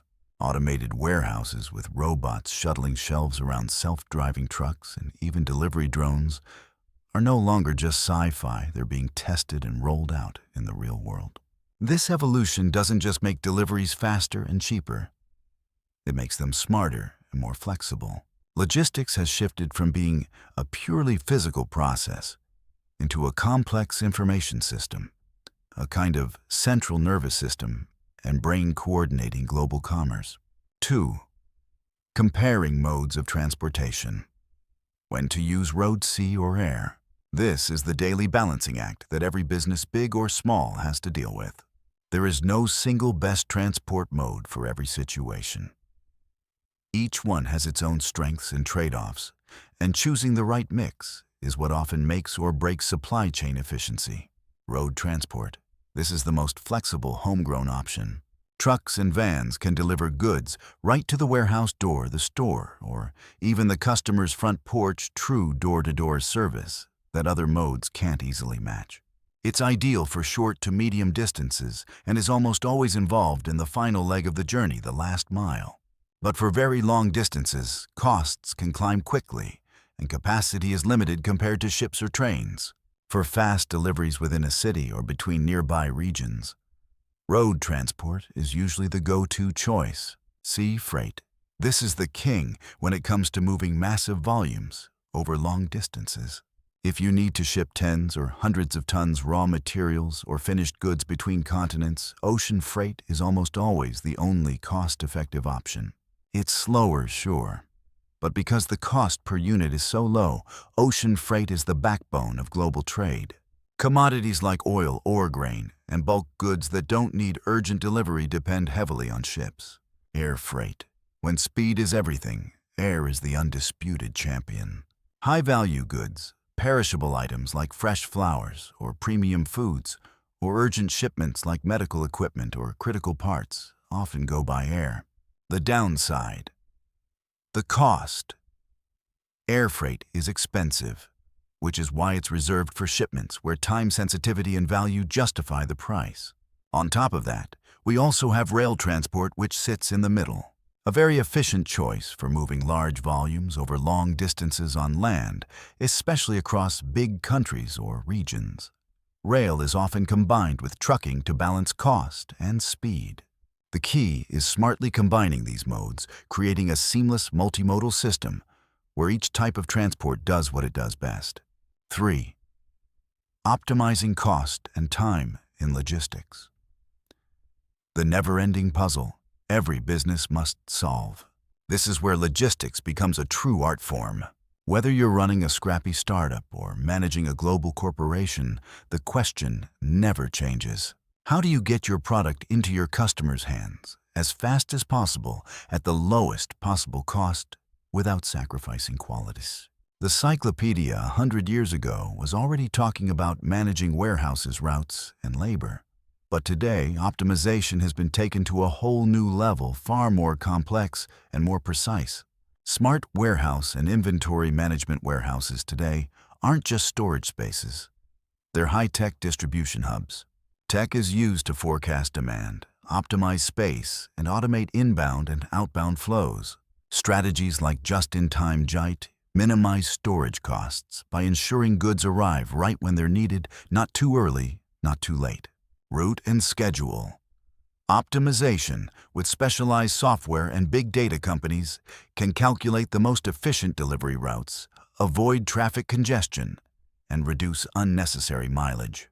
This not only saves fuel and money, but also speeds up delivery times. Technology integration, transportation management systems, TMS track, and control the entire shipping process. Warehouse management systems, WMS, automate internal operations. AI and machine learning analyze data, forecast risks, and suggest optimal decisions. Blockchain is increasingly used to make supply chains transparent and traceable from end to end.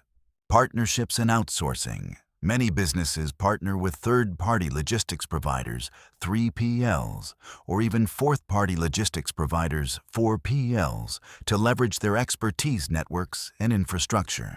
That way, companies can focus on what they do best, their core business, while relying on specialists to handle logistics. Risk management. In a world full of disruptions from natural disasters to geopolitical tensions, planning for contingencies is critical.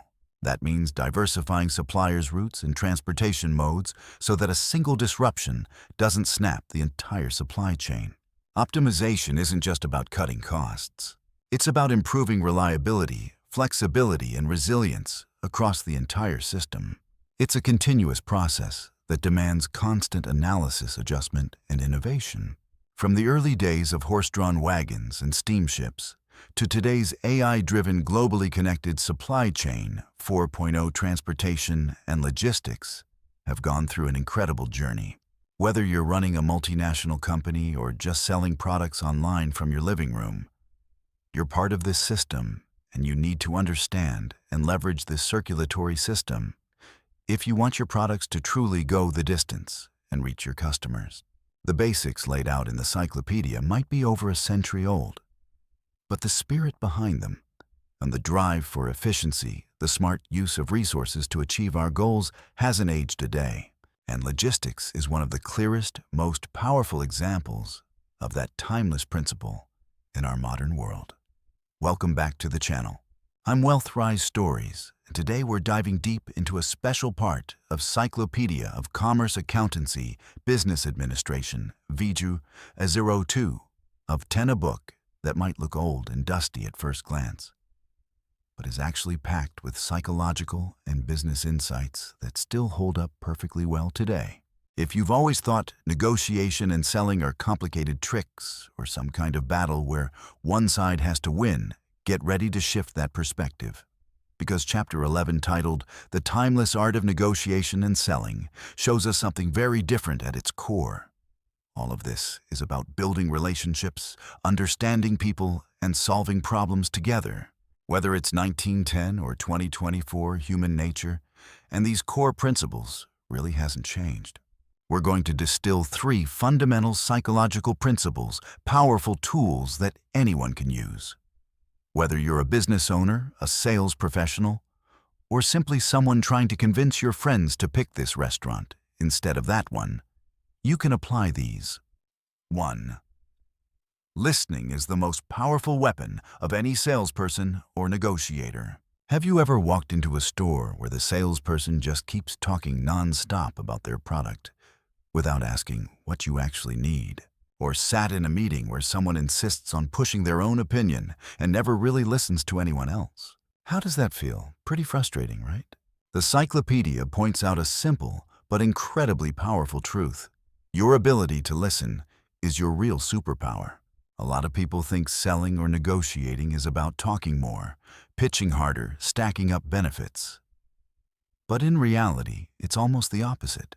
When you listen, you're not just hearing the words someone says. You're also picking up on what they don't say.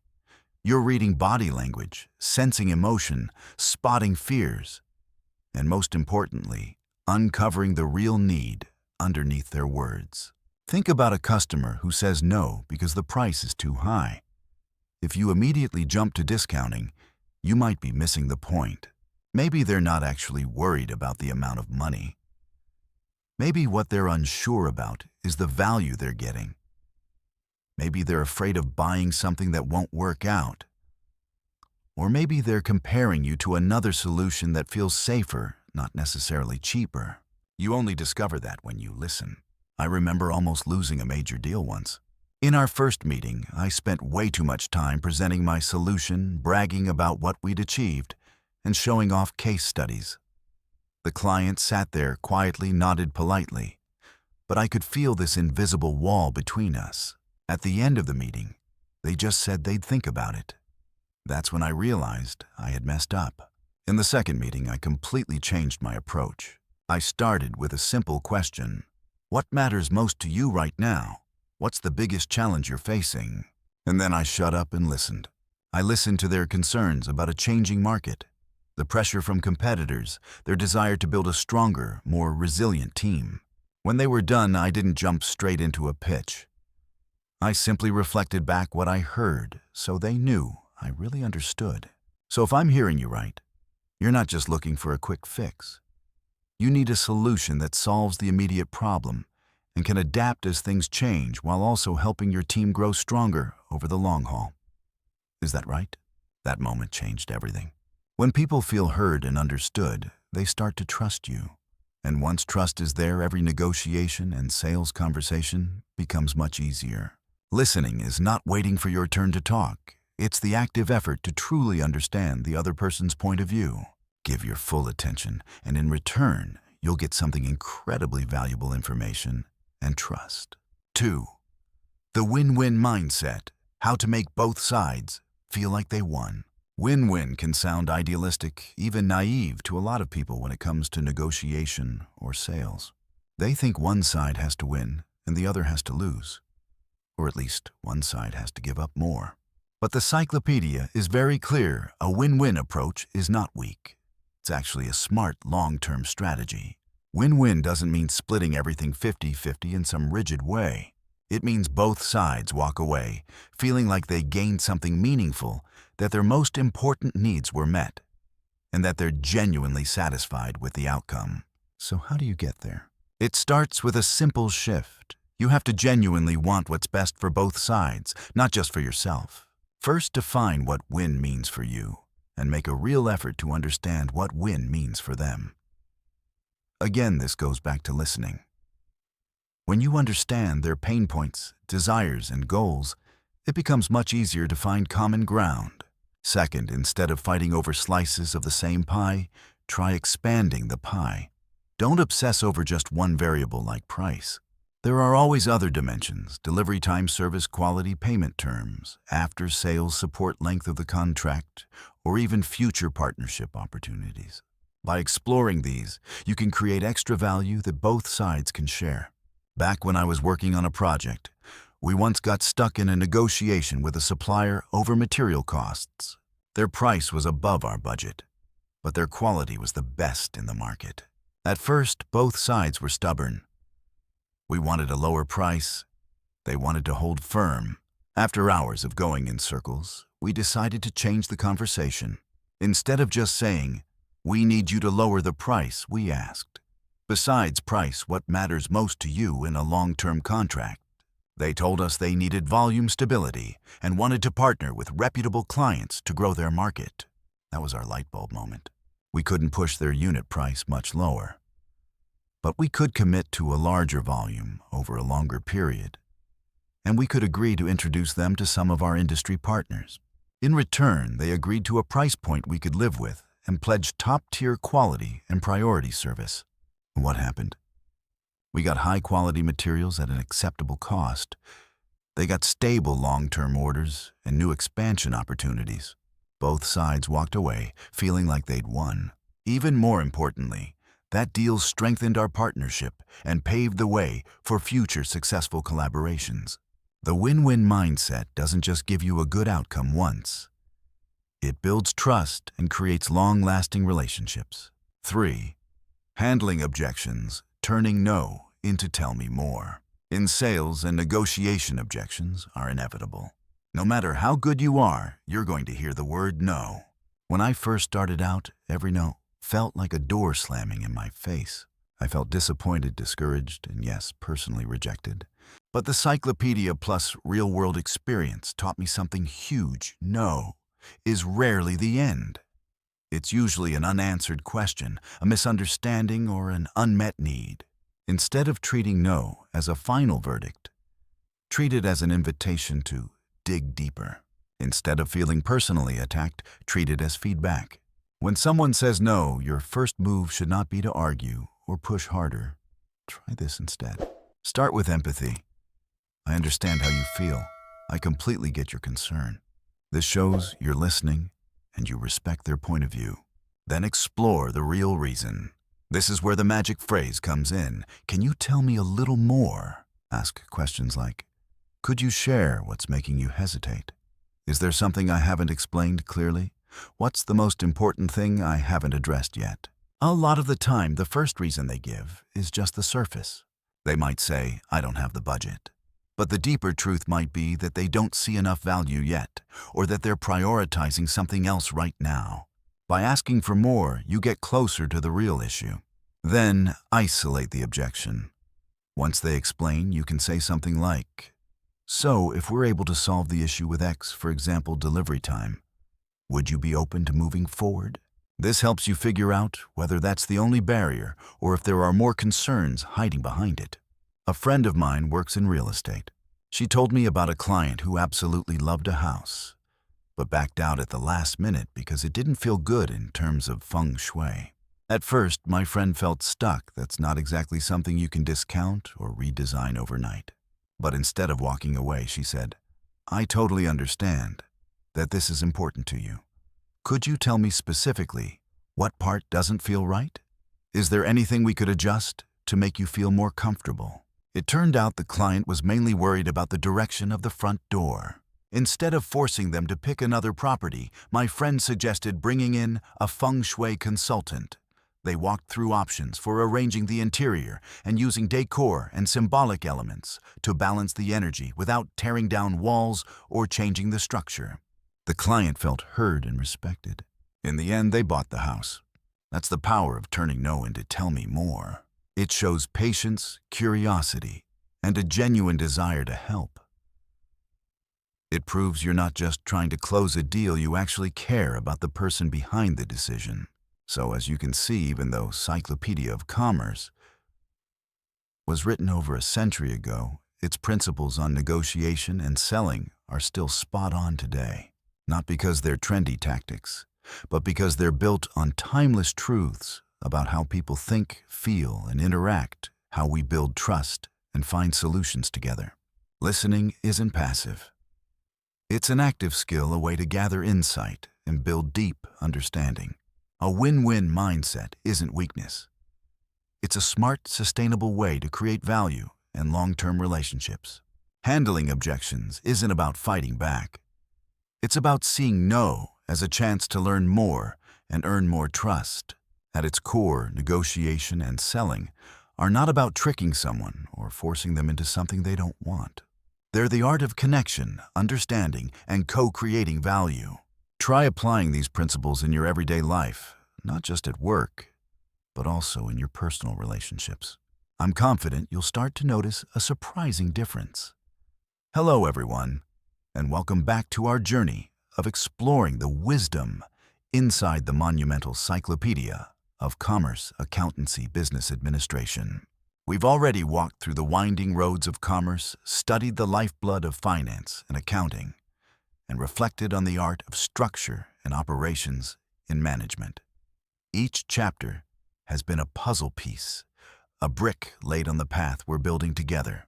But have you ever stopped to ask yourself, who is the person that will eventually stand up? Pick up all those scattered pieces and assemble them into a complete picture. Who will take those individual bricks and turn them into a solid living structure? This is where we arrive at the heart of every organization, the essence of true leadership. Today we're stepping into Chapter 12, a chapter that, in my opinion, is the synthesis, the high point of everything we've discussed so far. The power of integration. The portrait of a complete manager. Let's paint the picture of a truly capable business leader, someone who not only sees every little detail, but also understands the big picture. Someone who can turn vision into reality. In this turbulent 21st century, and honestly, even long before that, the Cyclopedia quietly affirmed a powerful truth. To truly excel, the modern manager has to be a three-in-one kind of person. Not someone doing 3 jobs at once, but someone who can think and act through 3 different lenses at the same time. First, financial intelligence. This isn't just about reading a balance sheet or skimming a profit and loss statement. It's the ability to understand that every number is more than dry data. It's a story, a confession about the true health of the business. A great manager looks at cash flow the way a doctor looks at a heartbeat, fast or slow, strong or weak, and immediately senses what's really going on. They know that every decision, no matter how small, can create financial ripples. They know how to optimize resources, manage risk, and invest wisely so the business not only survives, but grows sustainably. Without financial understanding, you're like a captain steering a ship in open water with no compass and no idea how much fuel is left in the tank. Second, understanding people. This is the backbone, the soul of any business. We've talked about management, about organizing and arranging things, but a truly complete manager looks beyond org charts and process maps. They see human beings, each with their own ambitions, fears, talents, and potential. They're able to inspire, to build culture, to resolve conflict, and most importantly, to put the right people in the right roles so they can shine. They understand that the most valuable asset of any company isn't its machines, buildings, or cash. It's the minds and hearts of the people who show up every day to make things happen. A great manager doesn't just manage tasks. They manage and develop people. And third, market awareness. This is the outward-facing lens, the eyes watching the world, the ears tuned to what customers are saying, the nose that can smell opportunity and danger. A complete manager doesn't lock themselves inside 4 office walls. They're constantly scanning the market, tracking consumer trends, competitor behavior, and shifts in the broader economy. They know how to read the market, spot unmet needs, and adjust strategy quickly enough to stay competitive. The market is like a powerful river, and a great manager is the one who knows how to steer their company's boat with the current, or even create a new current of their own. As you can see, these 3 elements don't operate in isolation. They're interconnected, a web of constant interaction. And that brings us to the second defining trait of a complete manager: developing a systems mindset. A systems mindset isn't just some academic buzzword. It's a way of seeing, a lens that lets you recognize how everything in an organization is connected. Departments, decisions, people, processes. Think of a living body. The heart, lungs, brain, liver, each has its own function. But none of them operates alone. A problem with the heart can affect the lungs and vice versa. Business works the same way. A financial decision can affect your ability to attract and retain top talent, the people side. A marketing strategy, the market side, needs budget, finance, and a capable creative team. People. A slight change in production can affect product quality, which affects customer satisfaction, which ultimately shows up in revenue. A manager with a systems mindset can see the invisible threads connecting all of this. They know that optimizing one department in isolation while ignoring its impact on others can easily unbalance the whole organization and even cause the entire system to fail. They ask questions like, if we do this here, how will it affect everything else? What does this mean for our customers, for our employees, for our profitability? To develop a systems mindset, you have to step outside the bubble of your own department. Spend time learning what your colleagues and other teams actually do. Join cross-functional projects. Try to see things from other perspectives, from the warehouse worker to the sales rep, from the customer, all the way up to the board. Only when you understand how all the parts operate and interact can you make decisions that truly work for the whole system. That's the ability to see the forest without losing sight of the trees. And finally, once you've equipped yourself with this 3-in-1 foundation and a systems way of thinking, you arrive at the greatest challenge any manager faces: the art of decision-making. This is where everything comes together. This is the moment where you have to make choices that can shape the future of an entire organization. A complete manager understands that decision-making is not a game of luck, and it's not about one person acting like a dictator. It's a subtle blend of 2 forces that often seem opposed to each other: cold, hard data and sharp, refined intuition. Cold, hard data is your foundation, your reliable map. In the digital age, we're swimming in data, sales reports, customer surveys, market analytics, financial dashboards. A strong manager knows how to search for, collect, and analyze data objectively. They don't flinch when the numbers tell an uncomfortable truth. Data helps reduce risk, provides evidence, and points the way forward. Without data, every decision is basically shooting arrows in the dark. But is data everything? The answer is no. Real life and real business don't always follow perfect spreadsheets. There are invisible variables, emotional nuances, and human factors that numbers alone can't fully capture. That's where sharp intuition comes in. Intuition isn't randomness or blind guessing. The intuition of a great manager is the distillation of thousands of hours of experience, of wins, losses patterns, recognized people, understood, and markets observed. It's that small inner voice that says, something's off here, or this is a rare opportunity, even when the data isn't yet screaming it out loud. The art of decision-making lies in how well you blend these two. You use data to validate or challenge your intuition. You use intuition to fill the gaps data hasn't yet filled, to connect scattered dots into a bigger picture. It's the ability to trust the numbers without becoming a slave to them, and to trust your instincts without ignoring reality. That kind of wisdom only comes from continuous learning, reflection, and real-world experience. So we've just sketched the portrait of a complete manager, the type of leader the Cyclopedia, through its timeless principles, has always been pointing toward. Someone who is 3-in-1, fluent in finance, deeply understanding of people, and sharply aware of the market. Someone who thinks in systems, seeing how everything connects, and someone who practices the art of decision-making, blending data and intuition into powerful, well-grounded choices. This is not a finish line. It's a lifelong journey. A great manager is always learning, always adapting, always refining themselves. They're not just an expert in one narrow area. They're an architect, a conductor, a storyteller of the future of their organization. Remember, real strength doesn't come from being good at just one thing. It comes from your ability to connect everything, to turn all these pieces into a powerful, harmonious symphony. You, the one listening right now. What kind of manager do you want to become? Let the wisdom from this cyclopedia be more than ink on old pages. Let it become your compass on your own leadership journey. It's me again, your companion on this journey through old dusty books that somehow still carry timeless wisdom. Last week, we dove deep into Cyclopedia of Commerce, Accountancy, Business Administration, Years 02. A true treasure trove on how business and commerce were run more than a century ago. I know you might be thinking, okay, that's cool. Lots of knowledge. But how on earth am I supposed to use these 100-year-old principles in my startup or in my freelance work? That question is absolutely fair, because knowledge that never gets applied is just ink on a page, nothing more. And that's exactly why today we have the 7-day action plan, turning classic business wisdom into real-world results. My goal is not to turn you into a CPA or a lawyer in 7 days.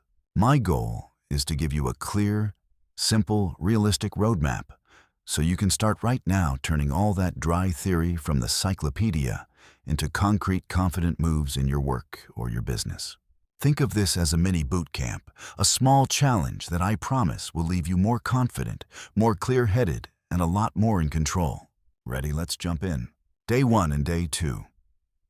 Build a personal balance sheet or one for your small project.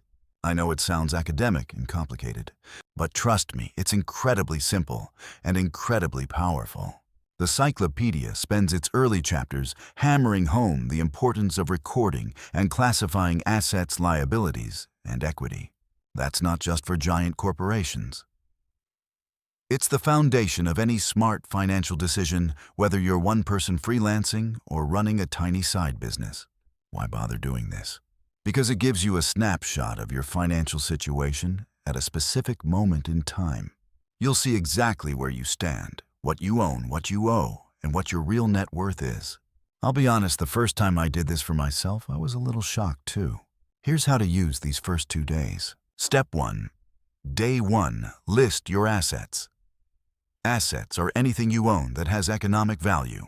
Personal assets. Cash money in checking and savings investments. Stocks, index funds, ETFs, real estate.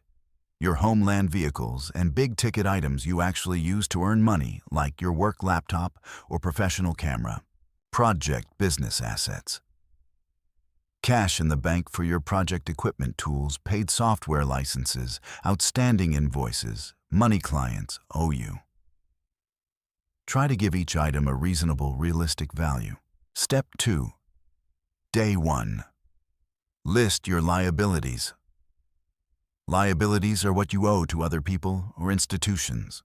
Personal liabilities, mortgage car loans, student loans, credit card balances, personal loans. Project business liabilities, amounts owed to suppliers' loans you took out to start or grow the project, taxes that will be due soon, etc. Step 3. Day 2. Calculate your equity, net worth. This is the real bottom line of you or your project. The formula is super simple. Assets, liabilities, mask your equity, net worth. You can do this in Excel, Google Sheets, Notion, or just on paper with a pen. The important thing is you actually sit down and do it. Don't freak out if the number isn't what you hoped. The goal here is not to judge.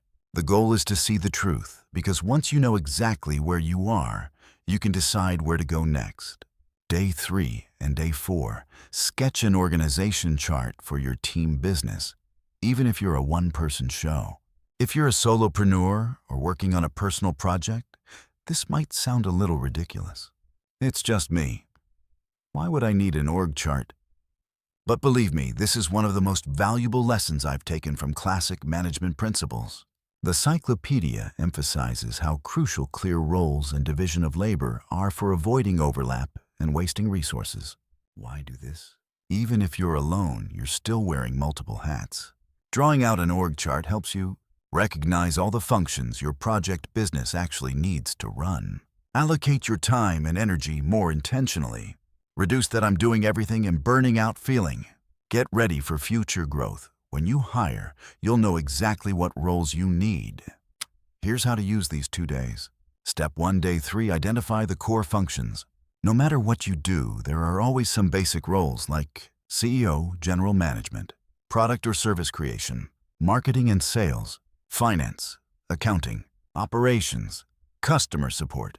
For example, if you're a freelance designer, you still need someone to find clients, marketing, sales, someone to design product, service, someone to send invoices and track payments, finance, someone to handle revisions and client communication, operations, support. Spoiler that someone in all of those roles is you. Step 2. Day 4, draw the chart and put names on each role.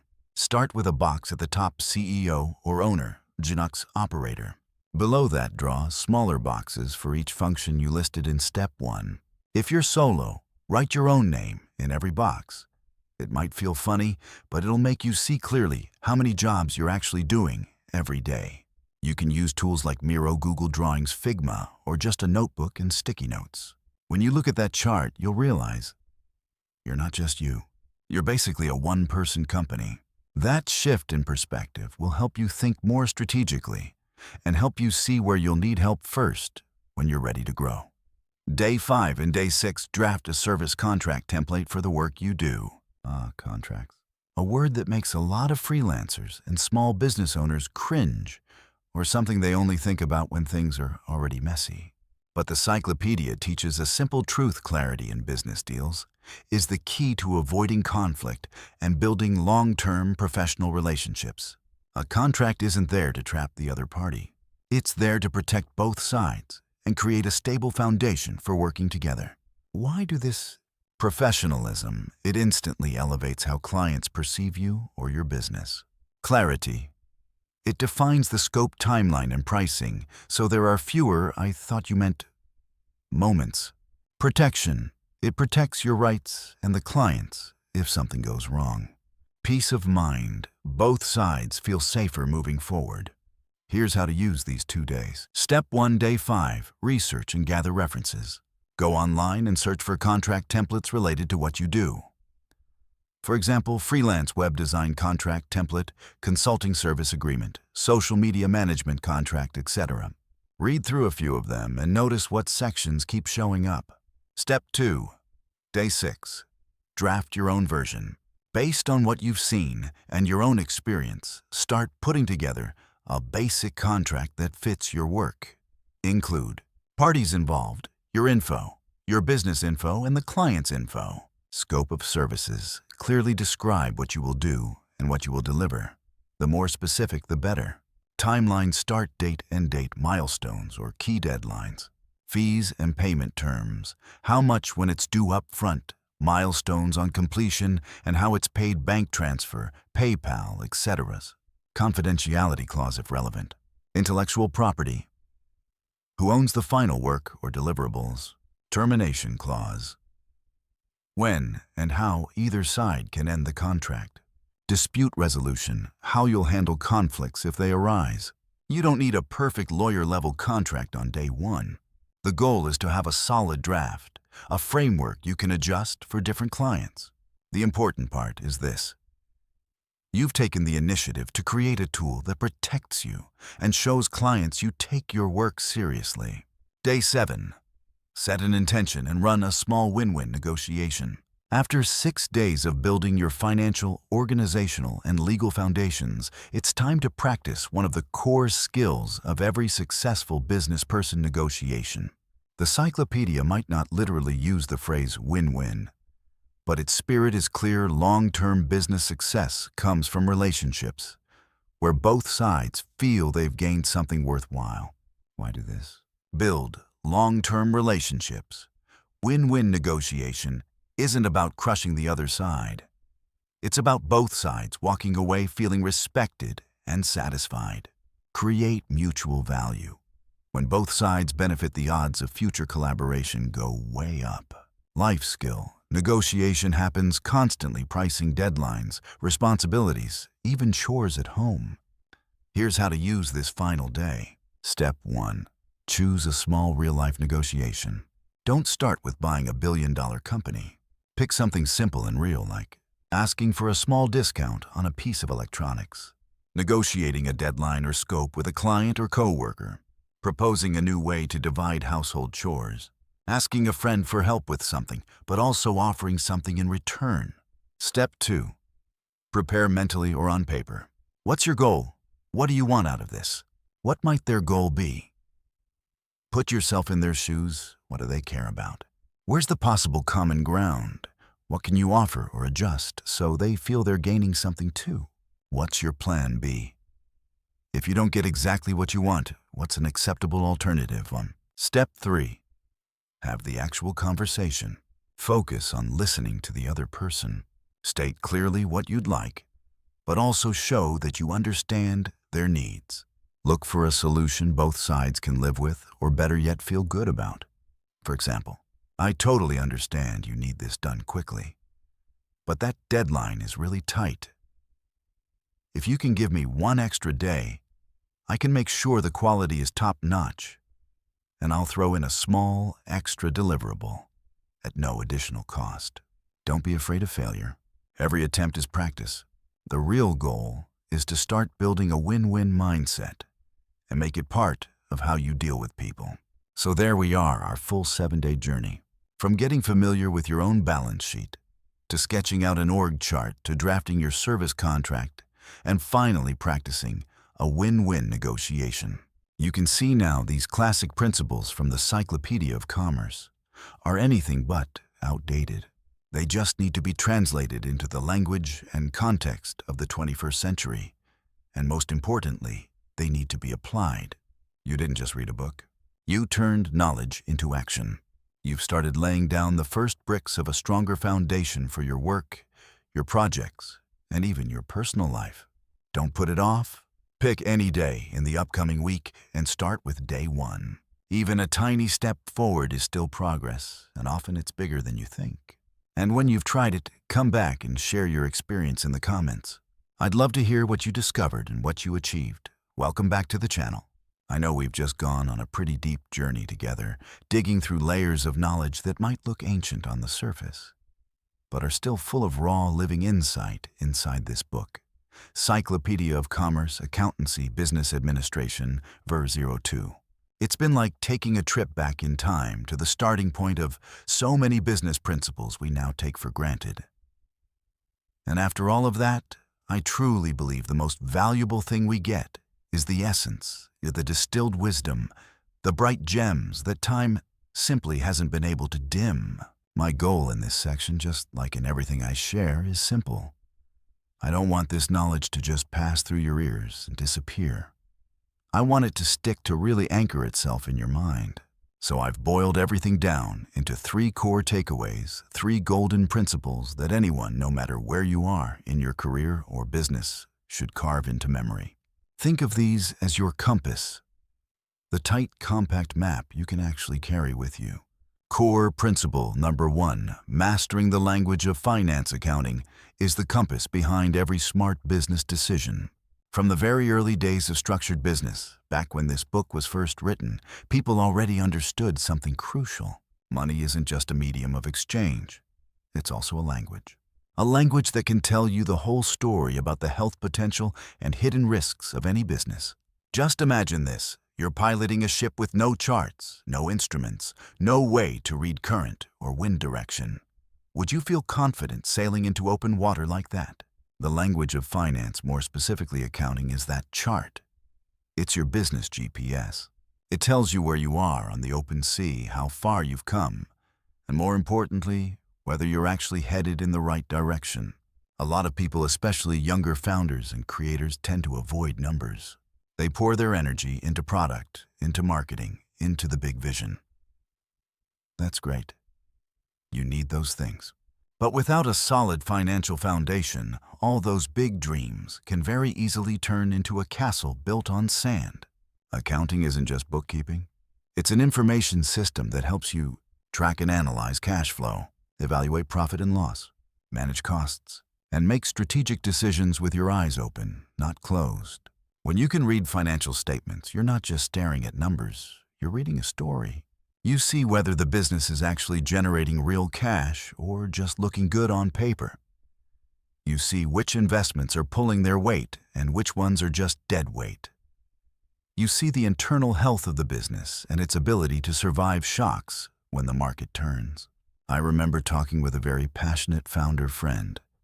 He had a great product, a talented team, and strong revenue. Yet he always felt broke.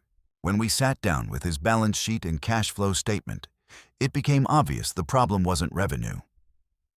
The problem was how much cash was getting stuck in receivables and inventory. Too much money was trapped and not coming back as usable cash. If he hadn't known how to read that financial language, he might have spent years chasing investors, thinking he had a funding problem, when in reality, he had a management problem. So don't be afraid of accounting. Treat it like a superpower. Whether you're in business, marketing, project management, or even just managing your own investments, understanding the language of finance will upgrade every decision you make. It turns you from someone who hopes for good results into someone who understands why the results are what they are. And more importantly, knows how to create the results they want. Core principle. Firdu. A strong business is built on 2 inseparable pillars, smart structure and the right people.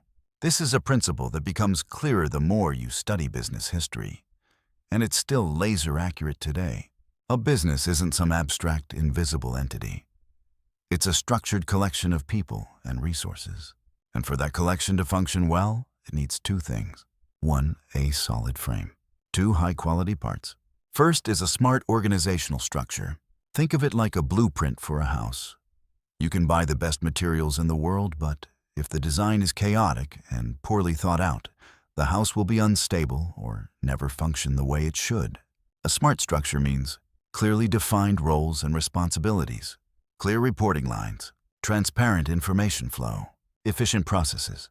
Who reports to whom? How are decisions made? Which department owns which outcomes? A clear structure reduces duplicated work, prevents power clashes, and most importantly, helps everyone know where they belong and how they contribute to the bigger picture. It's like a symphony orchestra. Every musician has a defined seat, a specific instrument, and a part to play. But all of them come together under one conductor to create a complete, harmonious piece. If someone is missing or someone plays completely offbeat, the whole performance suffers. Second, and just as important, is having the right people. You can have the most beautifully designed org chart in the world, but if you don't have capable, values-aligned people in those boxes, the structure is just ink on paper. The right people doesn't just mean technically skilled. It means people who have integrity, take responsibility, are willing to learn, and know how to collaborate. You can always teach skills. It's much harder to teach character. Someone with a great attitude, someone who shows up, leans in, and solves problems, even if they start a bit behind on the skill side, will grow fast and create long-term value. On the flip side, someone who's brilliant but negative, divisive, or toxic can quietly tear apart an entire team. Even this old book talks about the importance of careful hiring and effective people management. That tells you something. Building teams and structures has always been a central challenge in business. Today, in a world of remote work and hybrid teams, having a clear structure and the right people matters more than ever. When you don't see each other in person every day, trust and role clarity become non-negotiable. That's what keeps the machine running smoothly. Core principle number 3. Every truly successful business then and now rests on creating value and building trust. This is the point I want you to remember the most, because it's the guiding star behind every action and every strategy. No matter what you sell, what service you provide, or what tech you're building, the heart of lasting business success is not just making a sale. It's about creating real value, and from there, building trust. What does it mean to create value? It's not just about handing someone a product or toggling service on. It's about solving a real problem, meeting a real need, improving someone's life, or delivering a better experience than they had before. When you buy a phone, you're not just buying a device. You're buying connection, productivity, entertainment, self-expression. When you pay for software, you're buying convenience, speed, and effectiveness. Value is what the customer feels they're getting and what they're willing to trade their money for. If your product or service doesn't create real value, then no matter how loud your marketing is, it'll just be a short-lived illusion. Customers today are more informed than ever. They're not just buying stuff. They're buying solutions, experiences, and positive change in their lives. And once you've created value, the next step is just as important. You have to build trust. Trust is the most valuable, intangible asset any business can have. You can't buy it with cash. You build it slowly through honesty and transparency, consistency over time, reliable quality, and the way you treat customers, partners, and your own team. Trust is why customers come back a second, third, fourth time, and why they recommend you to other people. Trust is why partners want to keep working with you. Trust is why employees stay and give their best. Think about the brands you personally trust. Why do you trust them? Probably because they keep their promises on quality, on service, on how they show up in the world. On the other hand, one serious breach of trust can take decades to repair, if it's even possible. In today's world, where information spreads at the speed of a notification, one bad story can damage your reputation in a few hours. That's why, even though this book was written over 100 years ago, the principle of creating value and building trust is still absolutely foundational. It is the heartbeat of every truly successful business. So always ask yourself, what value am I actually creating, and for whom? What did I do today to build or reinforce trust? So my friends, here we are. These 3 core principles. Master the language of finance. Build smart structures and surround yourself with the right people. Relentlessly create value and build trust. Are not some flashy secret hacks. They're fundamental. They're timeless. They were true in the 19th century when this book was first published. They're true in the 21st century as you and I are talking right now. And I'm willing to bet they'll still be true long into the future. Think of them as 3 golden seeds we've planted together. Nurture them with curiosity, with learning, with daily practice. Because in the end, success isn't a single finish line. It's a continuous journey of applying these basic principles steadily, intelligently, and consistently.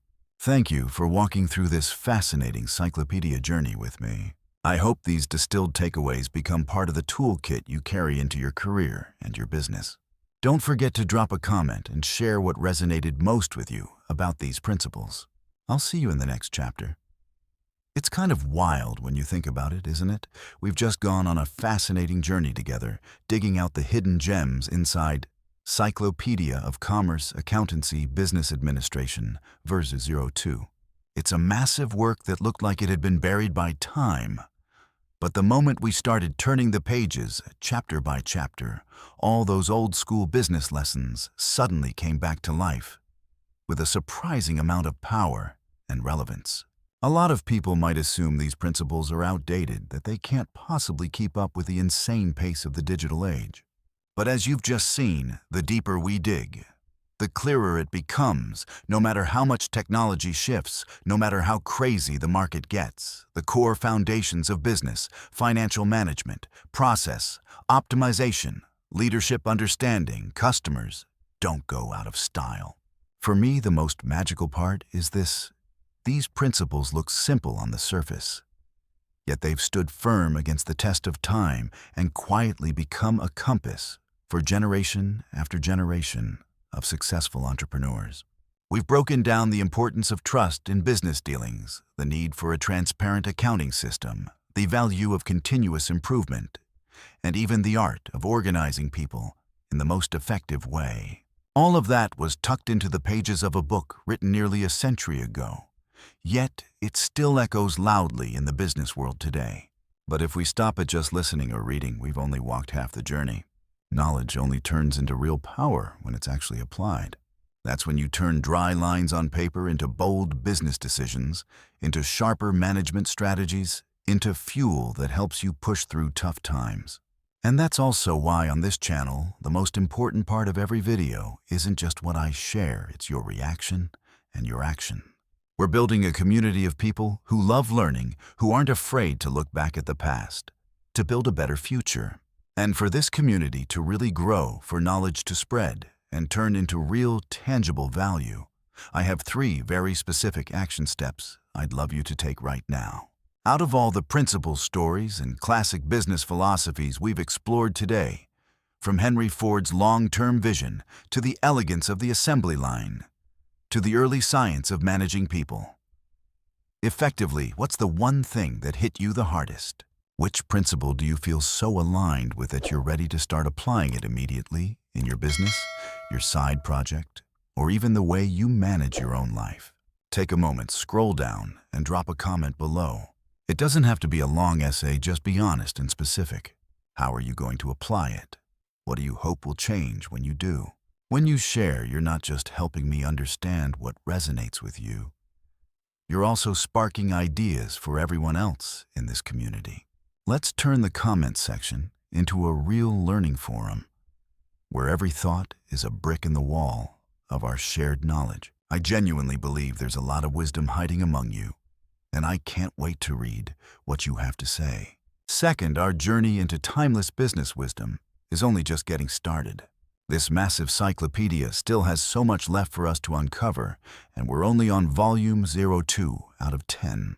There are thousands of pages waiting to be decoded about how the business world really works, how great companies were built, and how visionary leaders shape the future.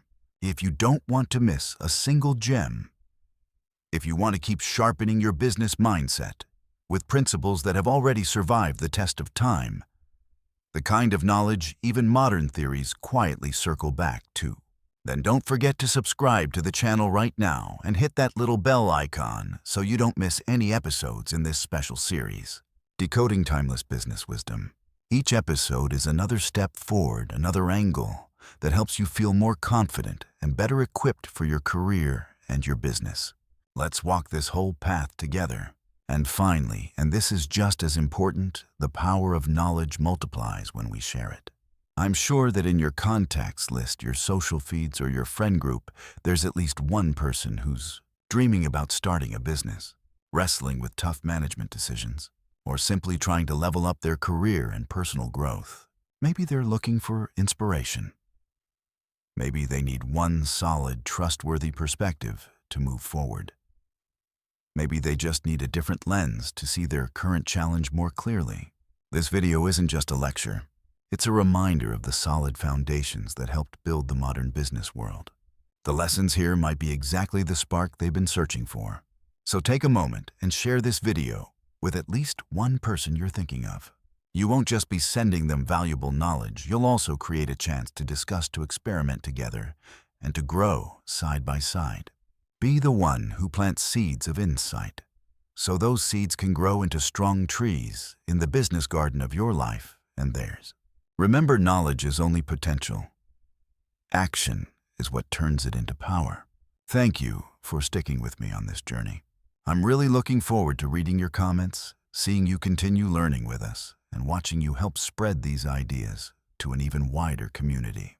I'll see you in the next episodes of Decoding Timeless Business Wisdom.